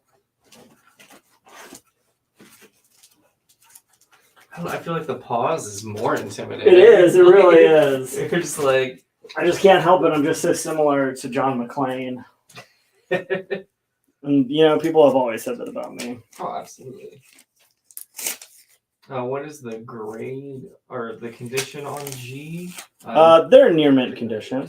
Yeah. Going over on F, we have the 1 in 10 variant for My Little Pony Generations, issue number 5. This is the Samantha Whitten 1 in 10 variant. This is a really cool book. They're kind of celebrating the history of My Little Pony by doing classic My Little Pony characters with the new My Little Pony version, really kind of bridging the generational gap. This book is in near mint condition. Final issue of the series, super hard to find. Obviously, a lot of My Little Pony collectors out there.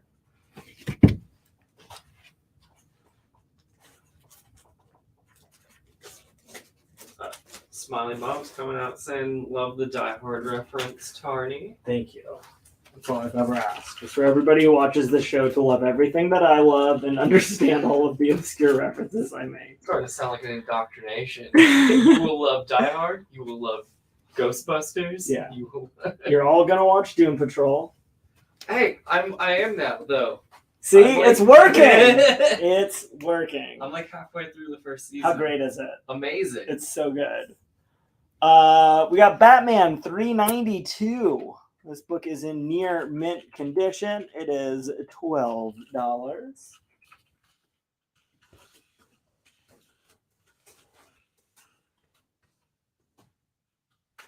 some Silver Age Hawkman, issue number 6, real early, just 2 issues after they introduce Zatanna. That book is in fine condition. Going to bring my mace up before that massive fist comes crashing down. Thrill to the most amazing battles ever fought on the world where evolution ran wild. Yeah, that's right. It's a gorilla with giant Hawkman wings. What? The single greatest foe that Hawkman has ever fought. That's incredible. It is incredible, Daniel. It's exactly what it is. I wish this were a recurring character. Way better than a gorilla that has like mental powers. Like that's cool, but not as cool as a gorilla with giant wings. Hawk gorilla, like yeah. Now it's $35 in fine condition.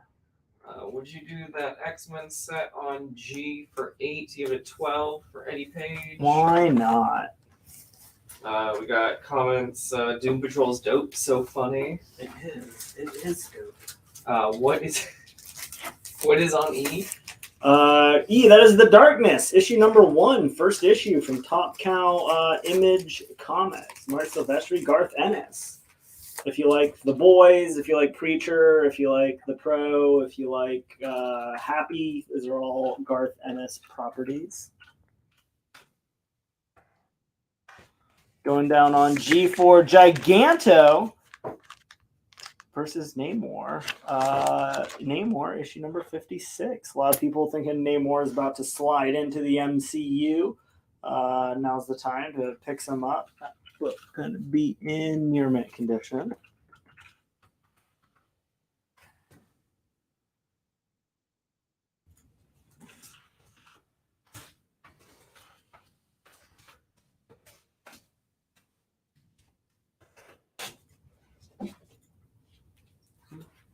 What issue is on B? That is Batman 392.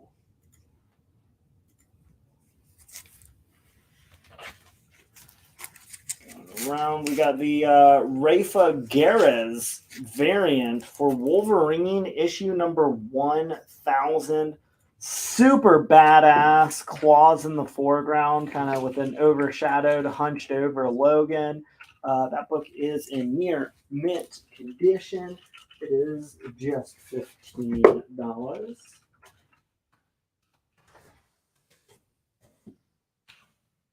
Would you do Hawkman on H for 30? You have it at 35 for Suresh. Yes, I will. Would you do The Darkness on E for 10? You have it at 16 for Stephen. Take that down to 2.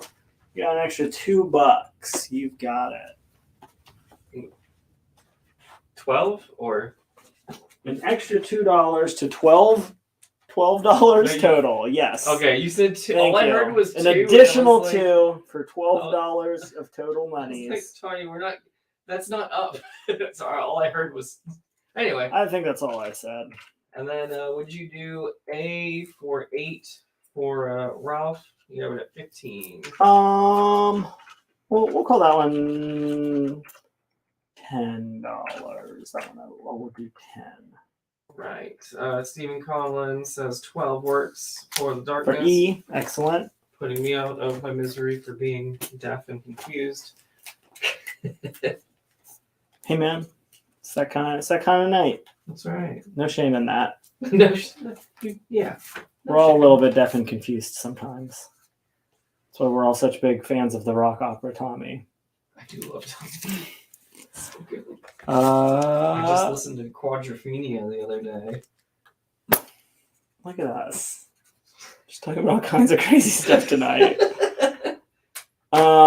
Superman 219. This is a good copy. You could probably tell from the picture, pretty big water stain. But what it is silver Bronze Age Superman for just $4. If you want to read Clark Kent, Hero, Superman, Public Enemy. Ooh. He's gonna be doing raps. That's right. Probably not, but maybe. You pick up the book and you find out. Ralph, we countered at $10 on A. So let us know if 10 works for you. Probably not any timeless tonight.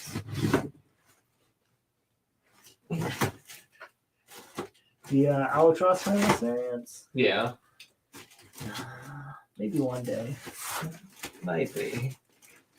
Actually, there is an Alex Ross timeless variant in this box. Oh. Daniel. I know, I'm mistaken. Sorry.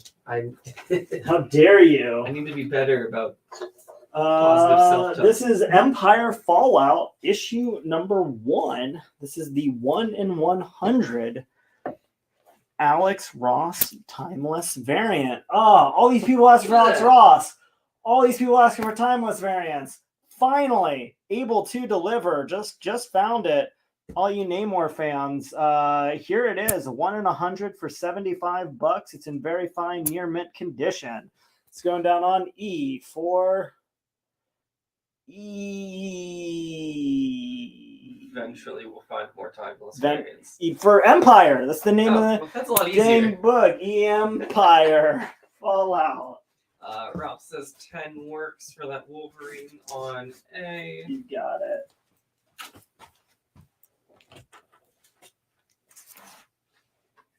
Let's go ahead and put up that preview slab.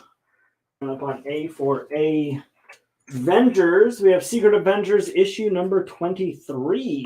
The issue in which Venom joins the Avengers. Once finally cementing the fact that everybody gets to be on the Avengers. It's got a really cool Art Adams cover. It has the limited edition custom Venom label. It is CGC graded at a 9.8 near mint plus condition. We've got that for $190. Can you show off the share prize real quick and let them know what that is? Yeah.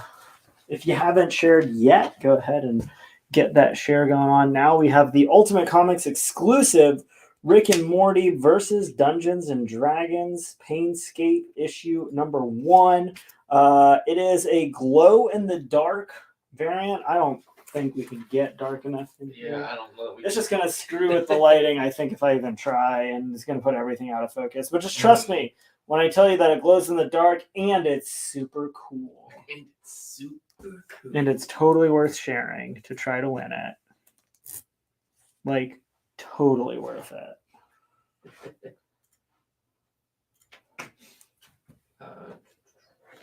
We got some shade. I'm interested in your opinion about. Oh, I love shade. Eddie says Aquaman is better than Namor. Well, that's just a flat out lie. In what way do you believe that Aquaman is better than Namor? Is it just because he talks to fish? Like, that's your only thing? Like, okay. I mean, Aquaman's just a Namor knockoff. It's fine. Like, he's good, but it's not Namor. Come on. Don't be silly. This isn't silly time hour. This is comics. I like how you were so impartial between Cyclops and Gambit, and then when it comes to like cross companies, like nope, Namor is the definitive. No, if you had asked me like who's a better Captain America character, Captain America or D-Man, I'm not gonna sit here and lie to you and say they're close. Gambit and Cyclops are both great characters, and they both bring a lot to the table. And I'd like to point out, when you asked me any specifics between Cyclops and Gambit, I gave you a straight answer, right? Who would win in a fight? Who's a better kisser, right? I'll give you the straight poop, but there's no question that Namor's better than Aquaman. It's just undeniable. Almost as undeniable as the fact that Conan is the barbarian. Conan the Barbarian, number 17. Indisputable. It's pretty cool. Barry Windsor Smith doing the artwork. Actually, I think this is a Gil Kane cover, which is really badass. Super high grade Bronze Age classic, very fine to near mint condition. Look at that black border with almost no color breaks around. There's one tiny little spine flip, but I mean, otherwise, this book is astonishing. This is better than the books that Marvel ships like weekly, like week in and week out. We don't get books this nice from Penguin. Painfully accurate. Yeah, that is Conan the Barbarian, issue number 17. Also not quite as good as Namor, but way better than Aquaman. No, Aquaman's fine. Probably, honestly, Conan and Aquaman probably about as good. Aquaman will win in a fight. He is way stronger. He has superpowers, not just a sword. $40 on C. We're starting to get silly. I guess it is silly hour now. On a scale of Aquaman to Namor, how do you feel on this issue? I like how someone would be like, "Are we in the last hour?" And I just checked. We're 5 minutes into it, and I'm like, "Yep, things just got silly." Ask me anything. Let's do it. I do have some issue questions. Yeah, hit me. Those are probably better questions to answer. What was the D that you just took down? That Detectives? What issue was that? That is Detective Comics issue number 415. It is in fine to very fine condition. All right, Brock, let us know if you're interested in that. And then what is on B, and then what is on H? B is Batman issue 392. That book is in near mint condition for $12. Brock's taking that Detective. Excellent. And H is Superman 219. It is a Silver Age issue in pretty substantial water damage, so we've got it for just $4. Real inexpensive for all you Silver Age super fans. Would you do E for 40 for Ralph? You have it at 75. That's gonna be a bit low. I'll do it for, man, it's Alex Ross. It's a 1 in 100 variant. It's not a super high ordered book. It's Namor. And I'm thinking that's worth at least 60. I'll just skip. I really wanted to say 65. I'll go all the way down to 60. But I will not take $59 or less. That's a hard 60. Let's know if 60 works for you. Ernie asks, would you do C for 35? C, yes, that I will do. But you have to say that Namor is better than Aquaman. You don't have to, but I'd appreciate it. He actually phrased his offer like a Jeopardy question or a Jeopardy answer. C for Conan for 35, Alex. There we go. E is not signed by Alex Ross. He is not signed by Alex Ross, but for no additional charge, I will sign it myself if you would like. If you'd like for me to deface, and that goes for any comic that you want me to deface for you, I will. I'll do it. Just try me. Ralph, we're not going to go below 60 on E. Yeah, that's just, I mean, if it's not, doesn't fit your budget for that book, totally fine. Yeah. I get it. I just know I can get at least that much out of it.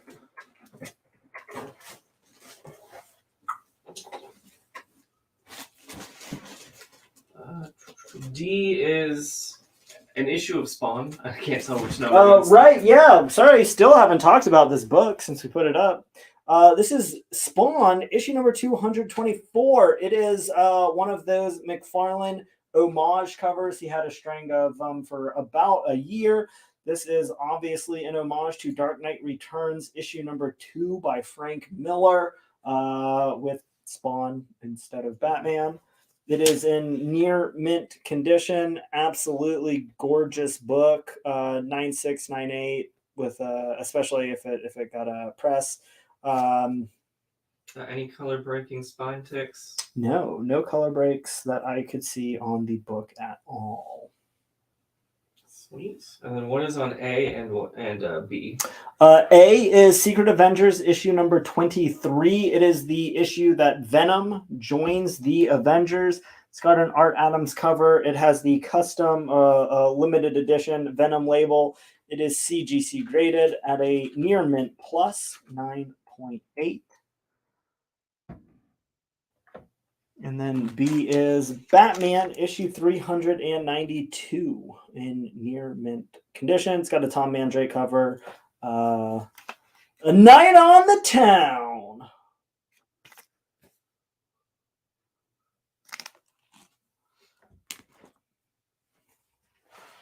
Good. Yep.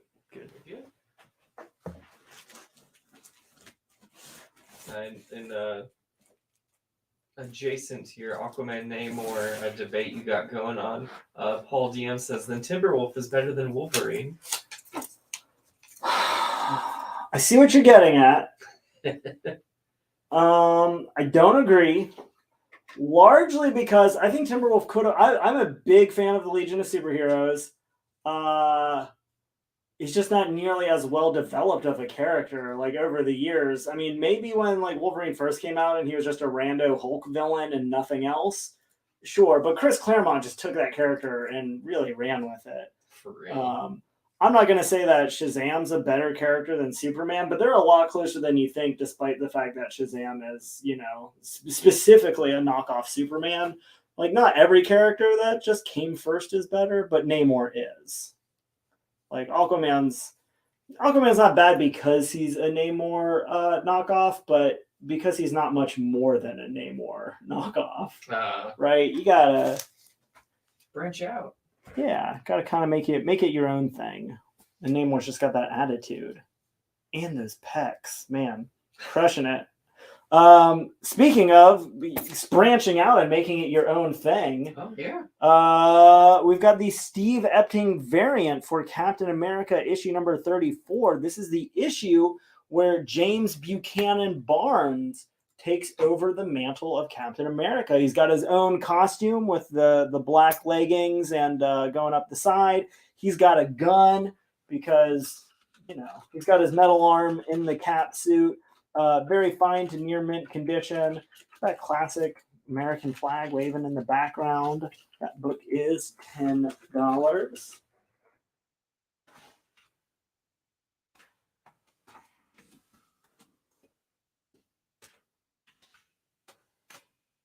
Silver Surfer on I is Silver Surfer number 1, the Ultimate Comics exclusive.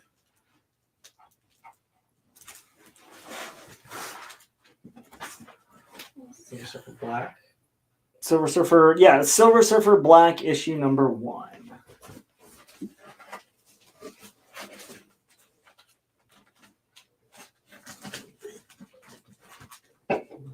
Just that nice Jusco. Hidden gems.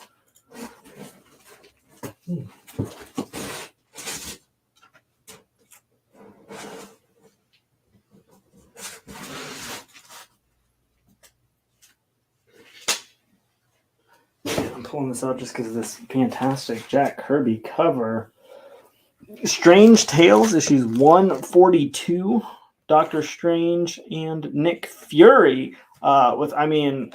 This is what's great about Jack Kirby doing Nick Fury, is that it's just like crazy space stuff going on. That's awesome. Right? With like crazy space guns and jetpacks and Kirby tech all over the place. That book, higher grade, fine to very fine condition, just $32.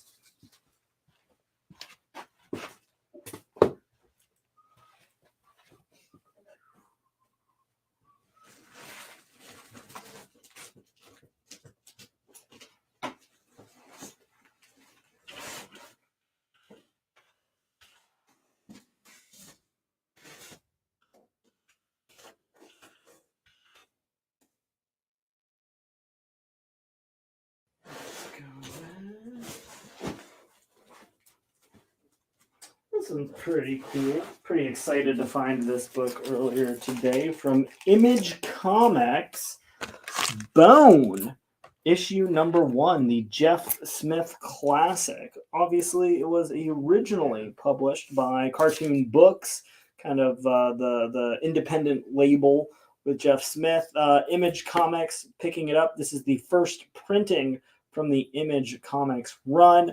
It is in fine to very fine condition. If you're willing to pick up Bone in the single issue, it can be a great way to do so.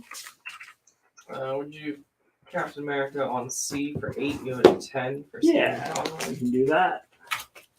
I was just reading the other day about the struggles of the Bones creators trying to get his show. Yeah, his comic that he just put out with exactly the Charles Schultz homage. Yeah, it's been in production from like 3 or 4 different movie companies and was in production at Netflix for a while, and I think they just pulled it with their recent struggles. I would absolutely love to see it adapted as a cartoon at some point, but until then, it is a phenomenal comic book. All right, it's probably gonna be our one or two left of our last Marvel Essentials for the night. Found a whole box of them. Y'all scooped them all up right and proper. This one, Silver Age, the Human Torch, which is particularly cool. It's got Strange Tales 101 through 134, which is, of course, when Nick Fury took over sharing the book with Doctor Strange rather than Human Torch headlining it. You've also got the annual in there, so 35 issues of Human Torch for just $12. Stan Lee, Jack Kirby, Dick Ayers, and more. Get the big major first appearance of Pace Pot Pete in there. First appearance of the Asbestos Man. Some other big ones I'd have to think of off the top of my head. But yeah, some good stuff. Again, just $12 for pre-owned copy coming at you for 20-30 cents an issue. Not bad at all. Not at all. Is a first print. Yes, first print main cover. Near Mint Plus.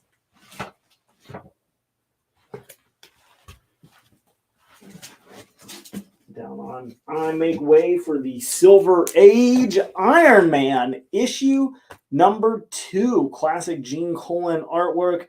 Very good condition. $75. Enter the Demolisher. The single most frightening, terrifying Iron Man villain of all time. Iron Man, well known for having good villains and not a bunch of lamos. Like the Demolisher. First rate. Yeah. Ask me who would win in a fight between Iron Man's villains.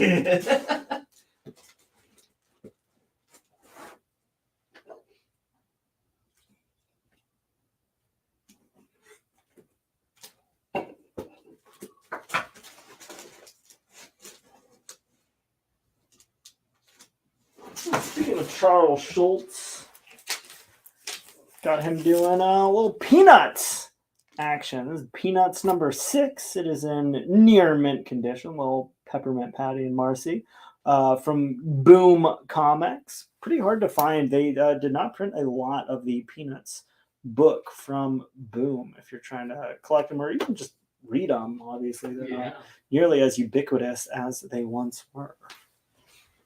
I got an offer on A. Yeah, what you got?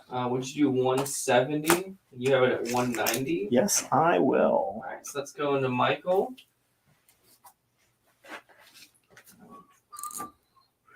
I got an offer on I. Yeah, what you got? Would you do 60? You have it at 75 for Smiley Bob. I will. I was just in the back of my head. I was looking at it like, I'll do 65. It's close enough. It's it's late at night. Why not? I'm not gonna fight you for that $5. Not tonight. I'm not. Although a book that you're probably all going to be fighting over. One more of those Marvel lenticular variants. This one, The Amazing Spider-Man, issue number 39 homage for America number 8, America Chavez. Doing a little John Romita impersonation right there. That book is in near mint condition and is just $6.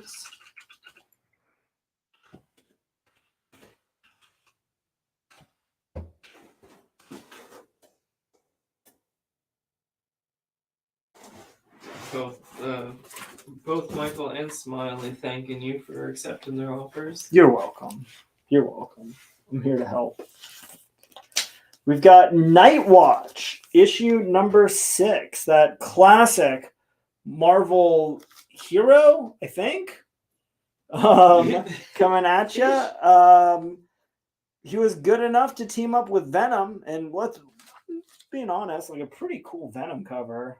Yeah. Just swinging at you. If you want to find out more about what that's all about, $4 and it is yours. His costume is remarkably similar to Spawn. No, can't say that. Cannot say that. That is. Wasn't me. It looks like image dead person. Can't say dead man either, can we? You know we can't. Well, it is what it is. Yeah, I mean there's only so much tiptoeing you can do. We're gonna go $4 down on B for Wonder Woman 77 meets the Bionic Woman, issue number 1, near mint condition. The team up that you demanded. That's right. Because I know you, Daniel, especially are a big fan of 1970s live action hero TV shows. That's right. I mean, I did kind of grow up watching those on like TV Land. There you go. I wonder who has the streaming rights to Bionic Woman. I don't know. That would be interesting. I'm pretty sure Wonder Woman 77's on HBO with like every other DC thing.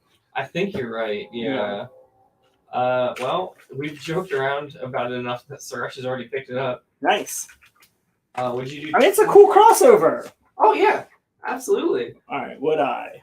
Would you do something that I just need to relocate? Definite maybe. Would you do F for 20? You have it at 32 for Brandon. Let's call it 24. I can come down 8. I can come up 4. I'm going down 2 for every one of your ones. Do you know what this actually looks like with the logo on his chest is the Monarch from Venture Brothers. Yeah. That's like the butterfly logo. It is. Just couldn't not see it. So anyways, now you all know that. I had a floor staff at a theater once whose like uncle was one of the animators on Venture Brothers. That is so cool. Get him back. He was a terrible employee. Just let's hang out with his uncle then. Apparently Bionic Woman was on the Roku channel. Oh, cool. All right. I had a claim, but I need to re-find it. Oh, Brandon says that 24 is good for F. And then, I totally just missed that. That's all right. I'm on it. You are doing better than I am. Eddie Page is wondering, would you do A and C together for 8? I'll do them together for 10. All right, so Eddie, let us know if 10 works for A and C.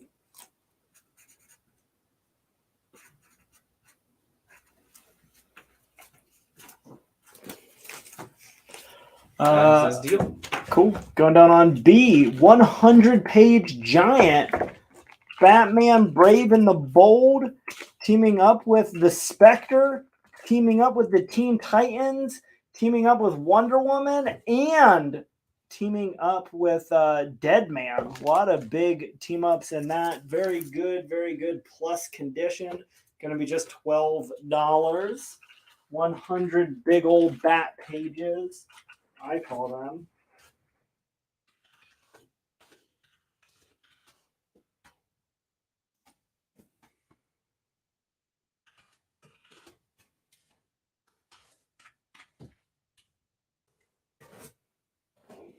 We got a couple more offers in for you. Yeah, what you got? Would you do B for 10? Give it a 12. B4. Is that Brave and the Bold? Yeah, we can do that. And would you do H for 6? Give it a 12. You want to call that one 8? We'll call that one 8, which is still less than we sold any of those other essentials for tonight, though we did sell all of. Yeah, Derek's the one who made the offer. He's the one that's picked That up. picked up all the other ones. Yeah, so you got that extra $2, $8. It's yours. Again, I'm coming down 4 to your 2. I'll come down 2 for everyone. I'm asking you to come up. Good. Yeah. Good. Some more of that Terry Dodson covers for Wonder Woman. This one's going to be Wonder Woman issue number 11, near mint condition. Derek says deal on the Marvel Essentials Human Torch.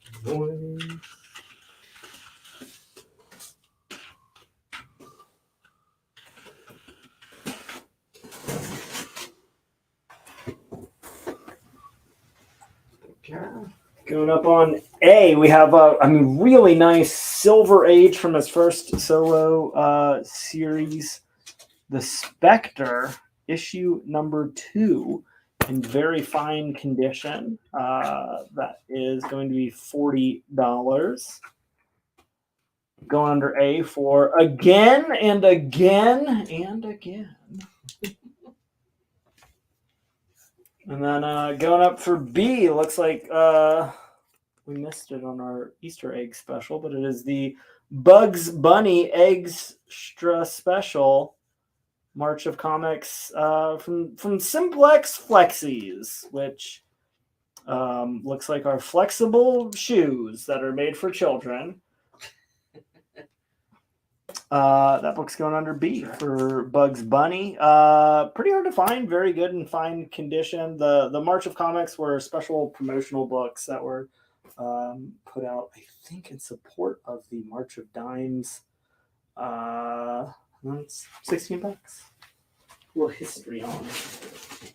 Yeah, nothing else. It's a solid history piece. It's neat. And who doesn't love Bugs Bunny? The Monstars, that's who. Are you one of the bad guys from Space Jam? That's right. Or you want to be one of the good guys from real life? From real life. Because now's the time to choose. It's either claiming this comic or not. That's it. That's all I got. We got Weird War Tales, issue 115. This book is in very fine condition. You've got the Creature Commandos and G.I. Robot finally together again for the first time. Both Weird War properties in one book. Just $5.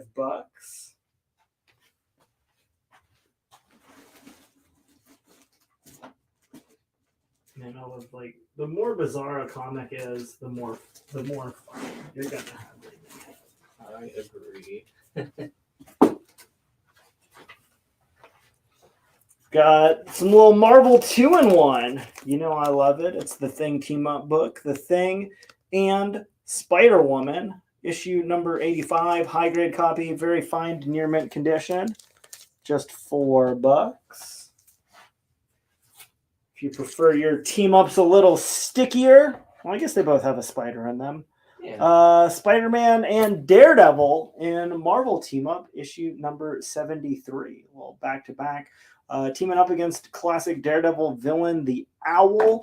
That one, very fine condition, also pretty high grade, just $5. It's always a ruckus good time when old Daredevil and Spider-Man get together.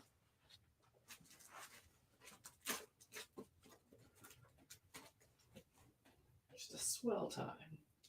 It is a swell time, I always say. Stephen Collins picking up that team up on D.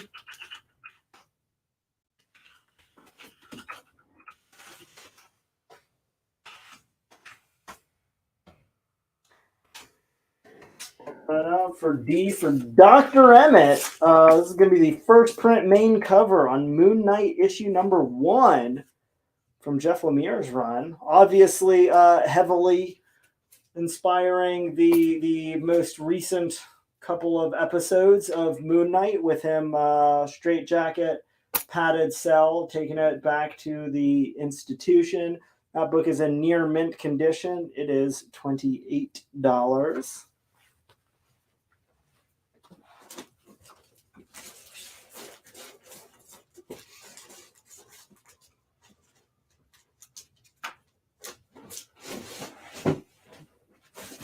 Found like a handful of these, and I love putting them up on the show. We've got Superman Adventures, issue number 15. Bibbo blows it. Bibbo is this like Silver Age or maybe even a Golden Age character that is like this salty sea dog that hangs out by the docks. Superman saved his life like one time, and he becomes like the biggest Superman like mega fan. Awesome. And it's just like such a lovable character. It's one of those things that just like really only exists in comics or in cartoons in this case. Just really fun. Really hard to find higher grade copies of those all ages books. So near mint minus for $4. Like go for it. John Thurber's asking if you would do the Spectre on A for 35. You have it at 40. You know what's crazy? Before you even said, as soon as you said there's like an offer coming in, I was like, they're asking about the Spectre. Just new. It's just such a good book. Yeah, I'll take 35. All right. If you're looking for big DC key issues, boom.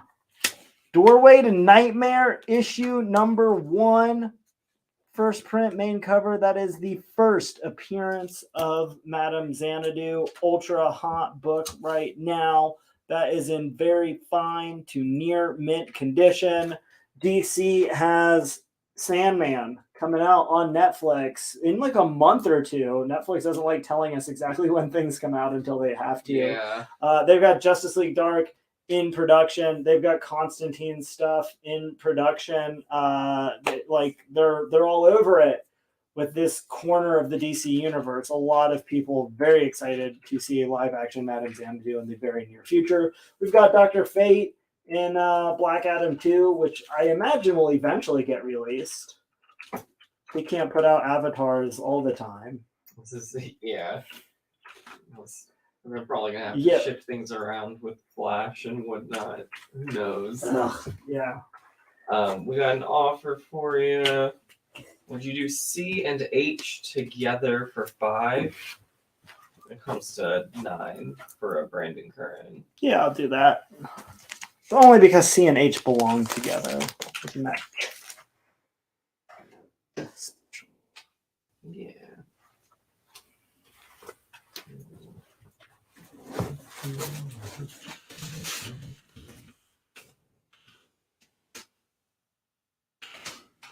All those crazy big DC team-ups. You know about Superman and Batman. Obviously, you've seen them together. How about Superman and Man-Bat? Ross Andrew doing the artwork for DC Comics Presents issue number 35.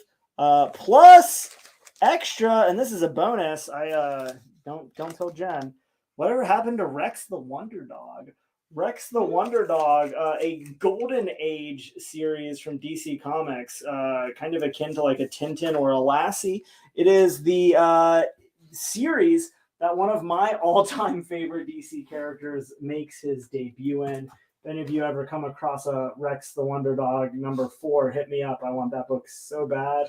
But it is like a first appearance of a character in a Golden Age book that was not nearly as high circulation as Batman or Superman. So I have not come across one yet. Let's just say that.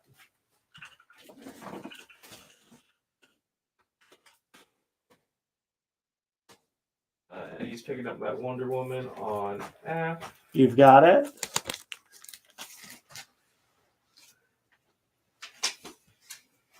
We've got Adventure Comics 363 in a fine condition, going up on C for $10.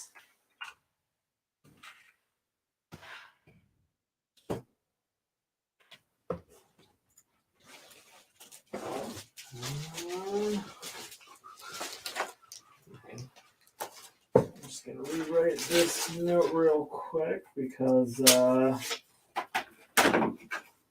just got it back.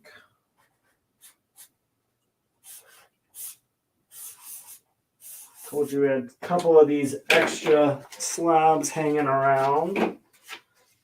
Put them right next to each other. CGC graded. A 9.8 and a 9.9 mint condition.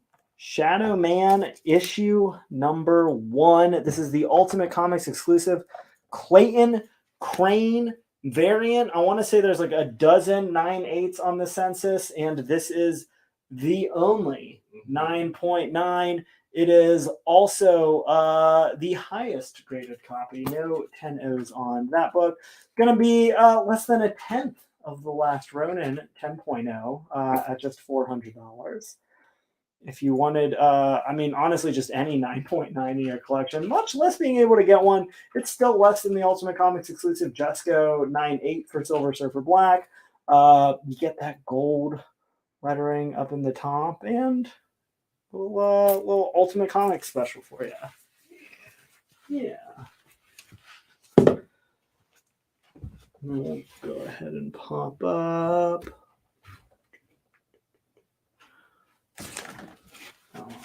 I will do our last preview post special for the night, so you know what your budget's going to be. This is the complete Weapon X Marvel Comics Presents issue 72 through 84. Barry Windsor Smith cover and interiors. This is one of the greatest examples of graphic storytelling you will ever read. He does such a phenomenal job of telling the story of the origin of Wolverine. This is the definitive origin of Wolverine until they told the origin comic about him being a kid. But like, if the origin of Wolverine becoming like from a kid to an adult is sort of like the Star Wars Episode 1 of Wolverine, this is going to be like the Star Wars Episode 3 when Anakin really becomes Darth Vader and is like flipping around on lava and stuff. But like cooler because it's Wolverine and Barry Windsor Smith. It's so phenomenal. If you've never read this story, you're missing out. This is a near mint set. If you already have it and like maybe you read it in a graphic novel or some other format, and you want to own it, it is blazing hot. Obviously, it was the foundation inspiration for X2, the sequel to the super popular X-Men movie. It is the first appearance of Dr. Cornelius, and I mean it's everything. It's as good of a Wolverine story as has ever been told. And that is $150 in near mint condition.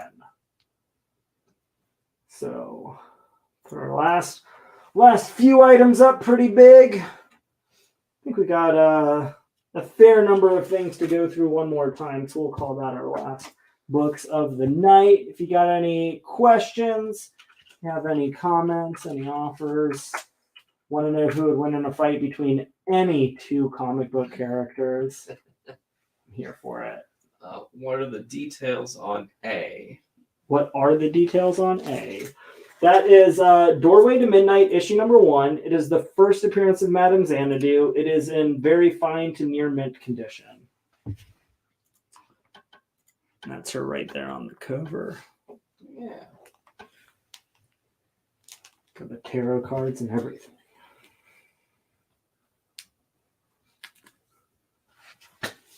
Would you see for 5? Give it a 10 for Brandon. Yeah, I will. Let's do it.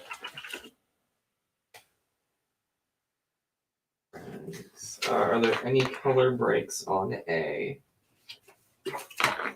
Up at the very, very top, there's a couple little things, which is why it's very fine near mint and not like near mint plus. So there's a couple little right there at the top and one tiny one on the spine.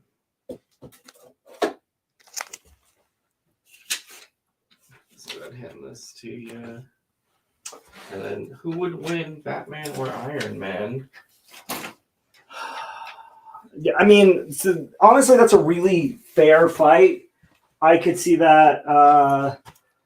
I'd go 55 to 60% of the time in Iron Man's favor. I think people stand Batman too hard a lot of the time. I like Batman. He's very capable. I think he could totally figure out a way to beat Iron Man almost as much as Iron Man would win. But, I mean, odds-on favorite, I'm going Iron Man. Especially newer Iron Man. If you were asking me in, like, the Bronze Age who would win when Iron Man was having a lot more problems and Batman was really, like, rising a lot more to prominence, it probably would have been, maybe 55, 60% Batman. But since the movie have come out and everybody is, like, a lot more in on Iron Man's abilities, he has become a more capable character as well. So Daniel's gone ahead, our share prize winner for the night. First of all, thank you to everybody for tuning in, but especially all of those who share this video and let more and more people into the wonder and magic that is the Ultimate Comic Live Show. Going home with our store exclusive Rick and Morty Dungeons and Dragons is Norman Kokuban. So this book is yours. That's to be added to anything else you picked up this week and sent on out.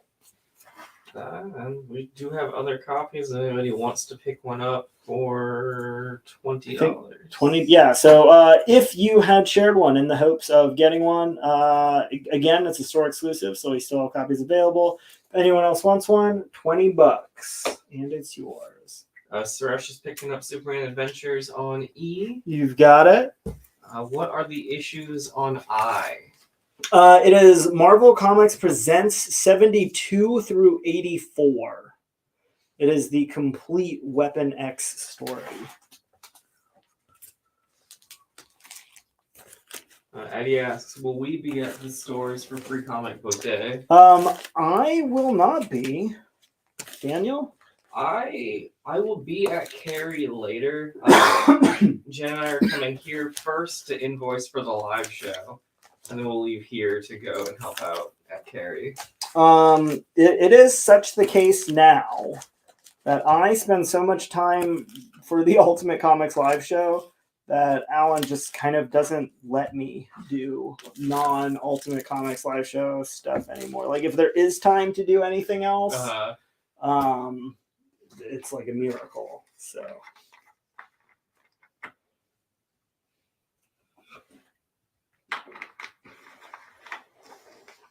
we appreciate all that you put into the live show. Is that a comment from like them or from you? I'm just curious. That was from me, but I speak on behalf of the people. I speak for the people. It's very kind of you to say that, Daniel. So I'll get the bag on. All right, let's start cycling through. What is in the back of the box? Do this one at a time. Got Detective Comics, $4.79, fine condition, $8. We've got Fantastic Four, $2.34 and $2.35, very fine condition, 2 comic set for $8. Would you do 90 for the Doorway to Nightmares #1? Yeah, we can do that. We've got Sergeant Rock, issue 319 for $4.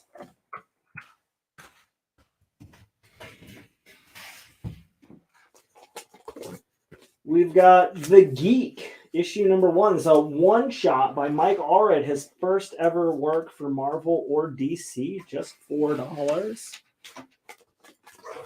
We've got Spectacular Spider-Man 236, Spider-Man versus Dragon Man, $4. We've got Teenage Mutant Ninja Turtles issue number 23, near mint minus $18. We've got the Secret Society of Super Villains in fine condition for $5.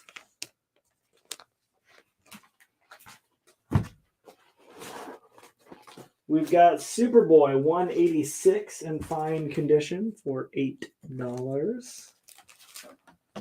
Would you do C for 2? Give it at 4 for Brandon. Yeah, let's do it.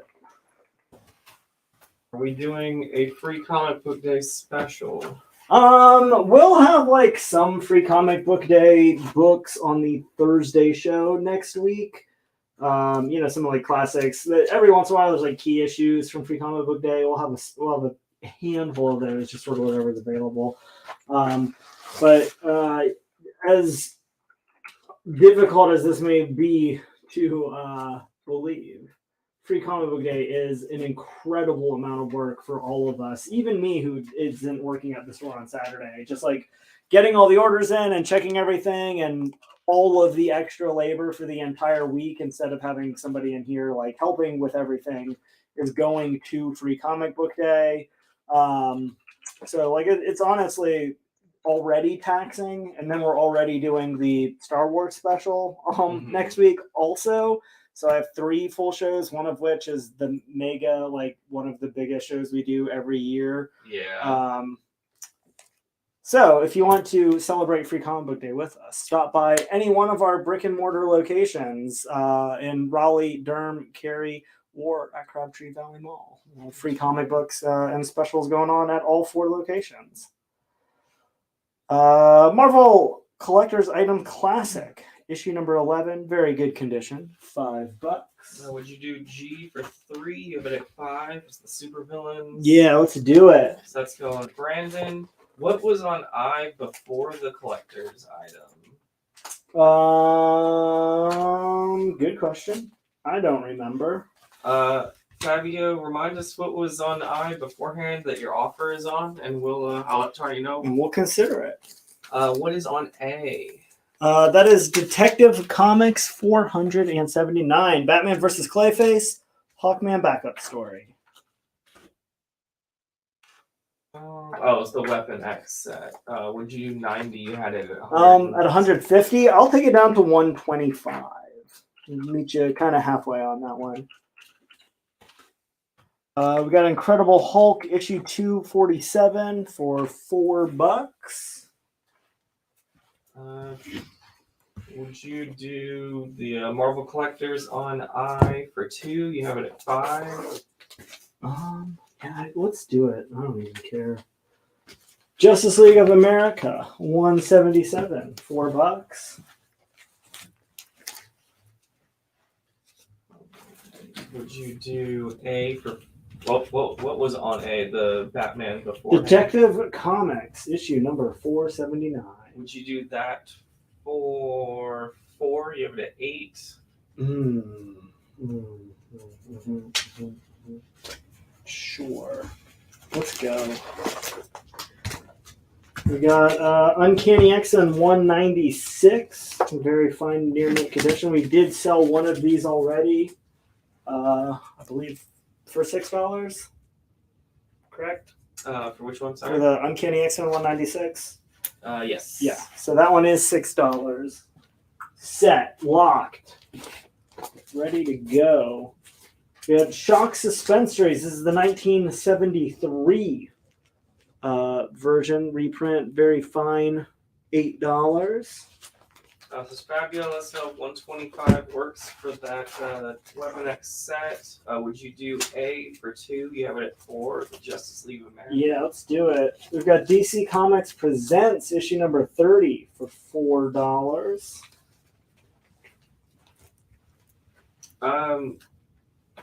I only really help out if I help out the stores at all anymore. Is that Cary? I've been at the mall once, but I've never helped out. I've never been to the Crabtree Valley Mall store. I guess Yeah, I've been once, but that was at the other location, so I've never been to this one. I haven't been either.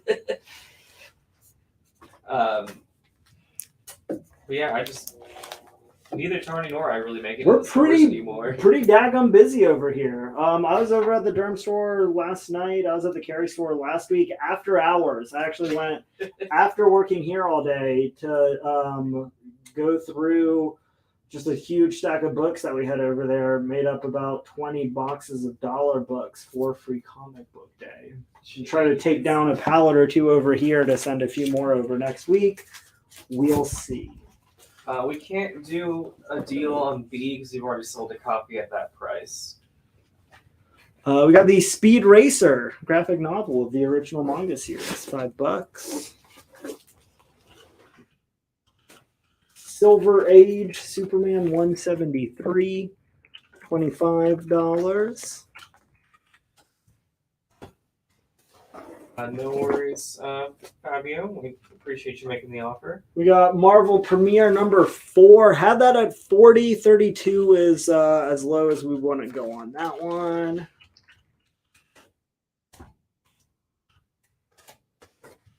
Got World's Finest 176 for $12. What is on E? And then John Katniss is going to pick up that other X-Men on B. You got it. E is Marvel Team Up issue 121. Spider-Man teaming up with the Human Torch, $4. And then another Marvel team up. So just be real specific with which one you're claiming. This is issue number 50. Spider-Man teaming up with Doctor Strange.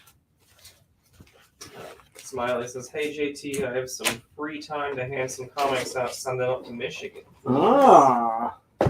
Well, we'll see what we've got. Would you do E for 2? You have it at 4. Yeah, we can do that. At Amazing Heroes 38 for $5. ElfQuest cover, Nova stuff in there, a little Star Wars content in that one as well. Would you do I for 3? You have it at 5 for Rick Walker. Do I? Yes. Was Speed Racer a full volume? Yes. There's volume 1. It's the first 4 issues. Would you do D for 2? You have it at 4. Let's do it. Got Transformers 29 for $6. I don't remember where I am in my go through here.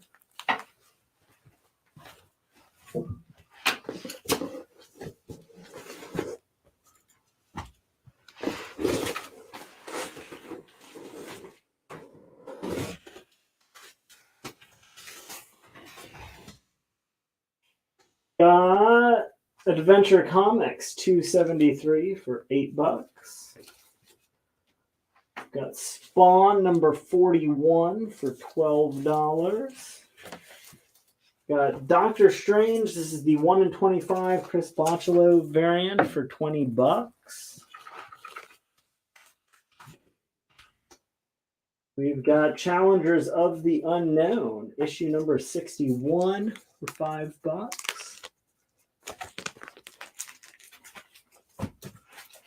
Got Alpha Flight, issue 74 with Spider-Man and Wolverine, $4.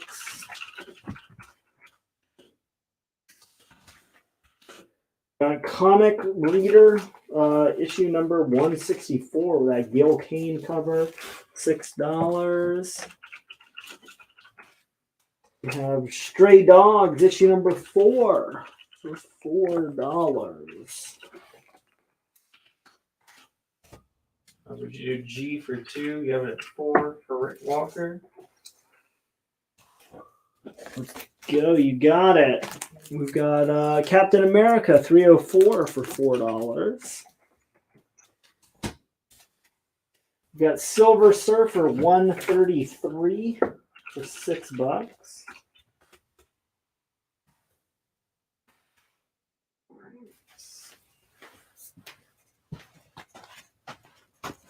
We've got a little 2-issue set on Avengers, 215 and 216 together. Silver Surfer and Tigra for just $10.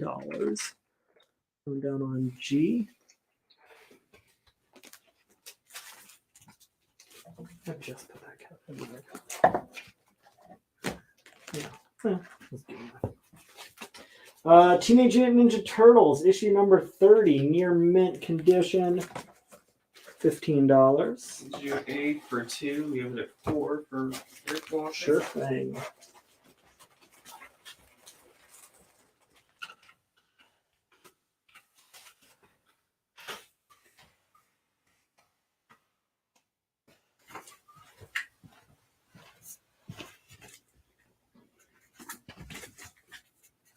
The 4-issue miniseries that it saddens my heart that nobody has claimed yet because it's one of my all-time favorite stories. I'm just going to assume that I've sold it to most of you already. It is The Valiant 1 through 4. It is co-written by Jeff Lemire and Matt Kint. It has just phenomenal artwork by Paulo Rivera. Nominated for multiple Eisner Awards. It won a handful of Harveys. All 4 issues, near mint condition. It's the first appearance of the new Geomancer. It's the reintroduction of the eternal enemy, or the immortal enemy. First time he was seen from the original Valiant series for the first time in the new Valiant universe. They're all in near mint condition. That is a phenomenal set. Every single one of you should have it. Every single one. No exceptions. Would you do F for 3? Give it 5 for Rick. For Brandon. Yeah, we can do that. We've got My Little Pony Generations. This is the 1 in 10 variant, near mint condition, $30. Got Namor 56 for $4.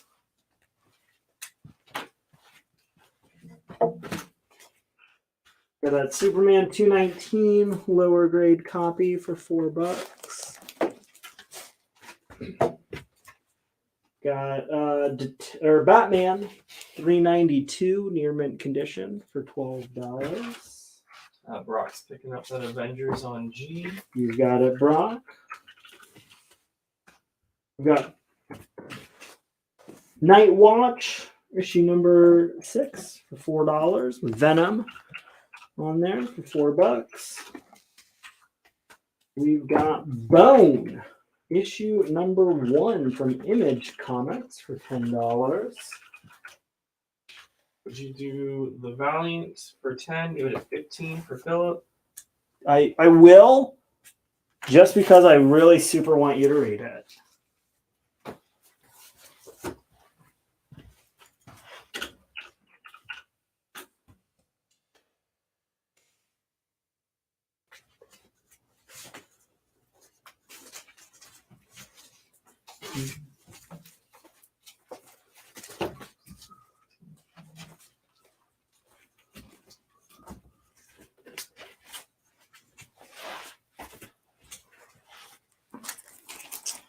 We've got The Last Ronin Ash Can. It's in very fine to near mint condition for $35.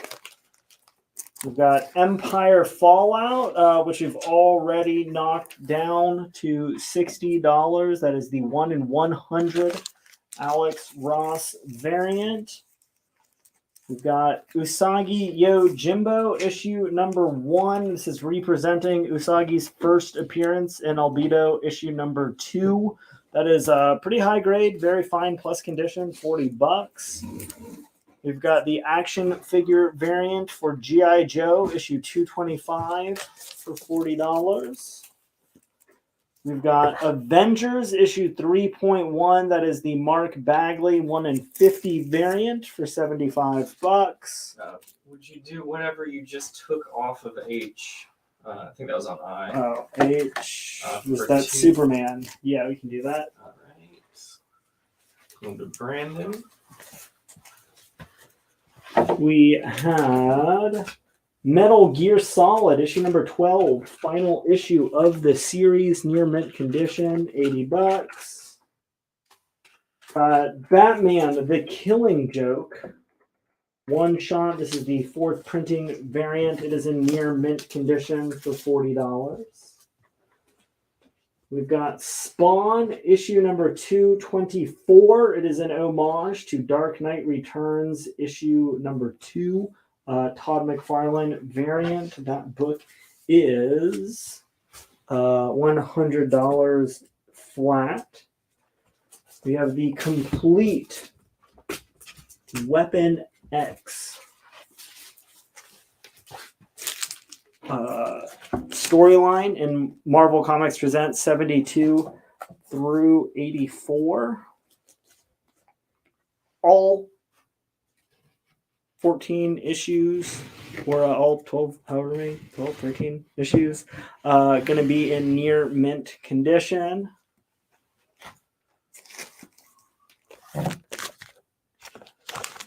We had CGC graded at a 9.8 and 9.9.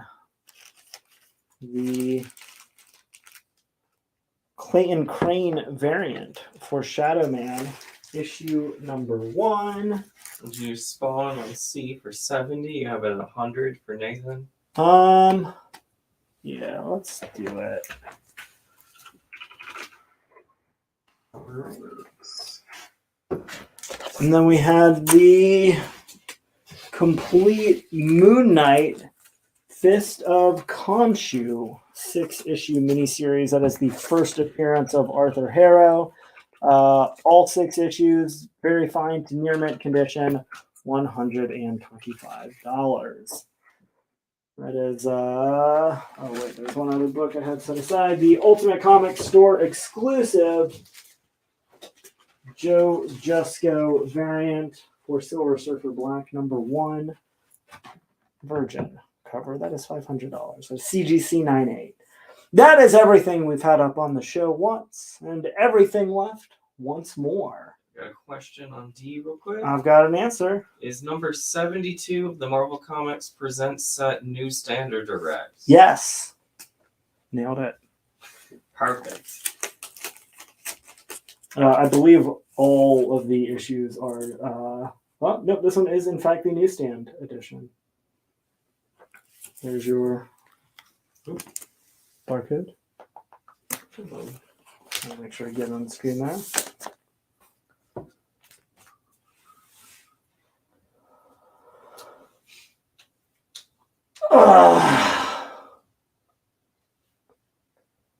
We've already taken E down to 60, so we wouldn't be able to go any lower than Yeah, that. we had it at 75. 60 is just as low as...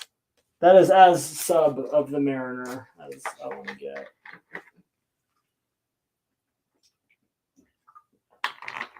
The deepest depths of the ocean of pricing. It's a good looking board. Some good books up there. Solid stuff, yeah.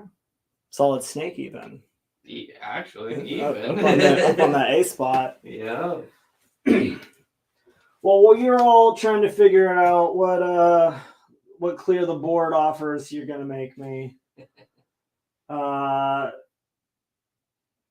we were talking about a little bit more relaxed tonight after Crazy Turtles, and then last week we had the Multiverse of Madness show, and the week before that we had the Moon Knight show.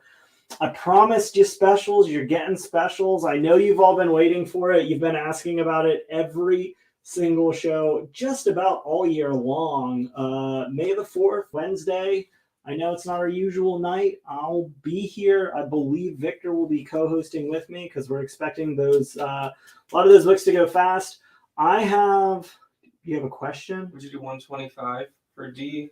Yes, I will do 125 for D. I was trying to allow you to set up your own natural pause. Thank you. I appreciate that, but it's unnecessary. I was gonna pick the camera up and show you these, but I think it would be a little bit dangerous the way things are going right now.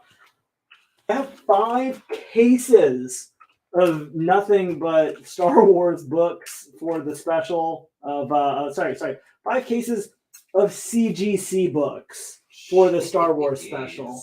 There's going to be a lot of big key issues. There's going to be some crazy big sets. There's going to be, Bronze Age Star Wars, Dark Horse Star Wars. There's going to be modern Star Wars. There's going to be big first appearances. There's going to be variants. There's everything that you want from the Star Wars special. We're going to have it. We're going to have it. When I say everything that you want, I mean, except for that one thing that you're going to ask about that we're not going to have. You don't really want that anyways. You're going to wait on that until we get a copy. Better stuff. Yeah. We'll have other stuff, though. Better stuff that you're going to love. Obviously, Sienna will be here. Well, somebody will be here Tuesday. Harrison had to fill in this week. If Sienna's feeling better, they'll be back on Tuesday. If not, we'll have somebody. We'll always make it happen for you. All of next week's hot new releases. It should be a pretty big week. The publishers like to put out big stories to be on the shelf for Free Comic Book Day. So we'll have all those for you. And then me or Victor will be back on Thursday doing another show that's probably going to be a little bit more like tonight.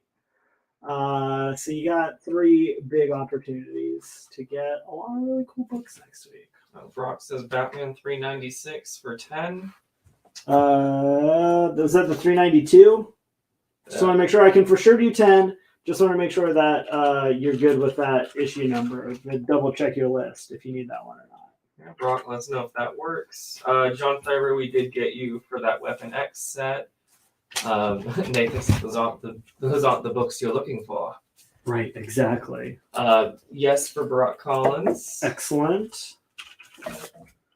And Rick says no Jar Jar. Bummer. There will be Jar Jar, guaranteed. There will be at least one comic book with Jar Jar Binks in it. And if there isn't, so help my goodness, I will be defeated. You will get 1 point against me.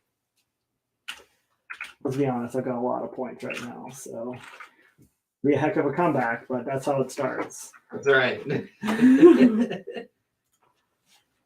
And I remember when there were all those theories about Jar Jar being like a Sith Lord. It's not too late, man. It's you. Obi-Wan Kenobi comes out in 1 month. It's gonna happen. What's it, Ahmed Best, right? Is that the actor? He's gonna be the big cameo that everybody thought was gonna be Mace Windu or something. It's gonna be Jar Jar coming back to fight Darth Maul and become the Sith champion that we always have known that he was gonna be. I think that's it. I think that's what's going to happen. Yeah. I don't think we can end on a higher note than that. So have a great weekend. Rest up. Get all your new books and variants on Tuesday, and I will see you again in 6 days. Until then, may the Force be with you. Okay, good night.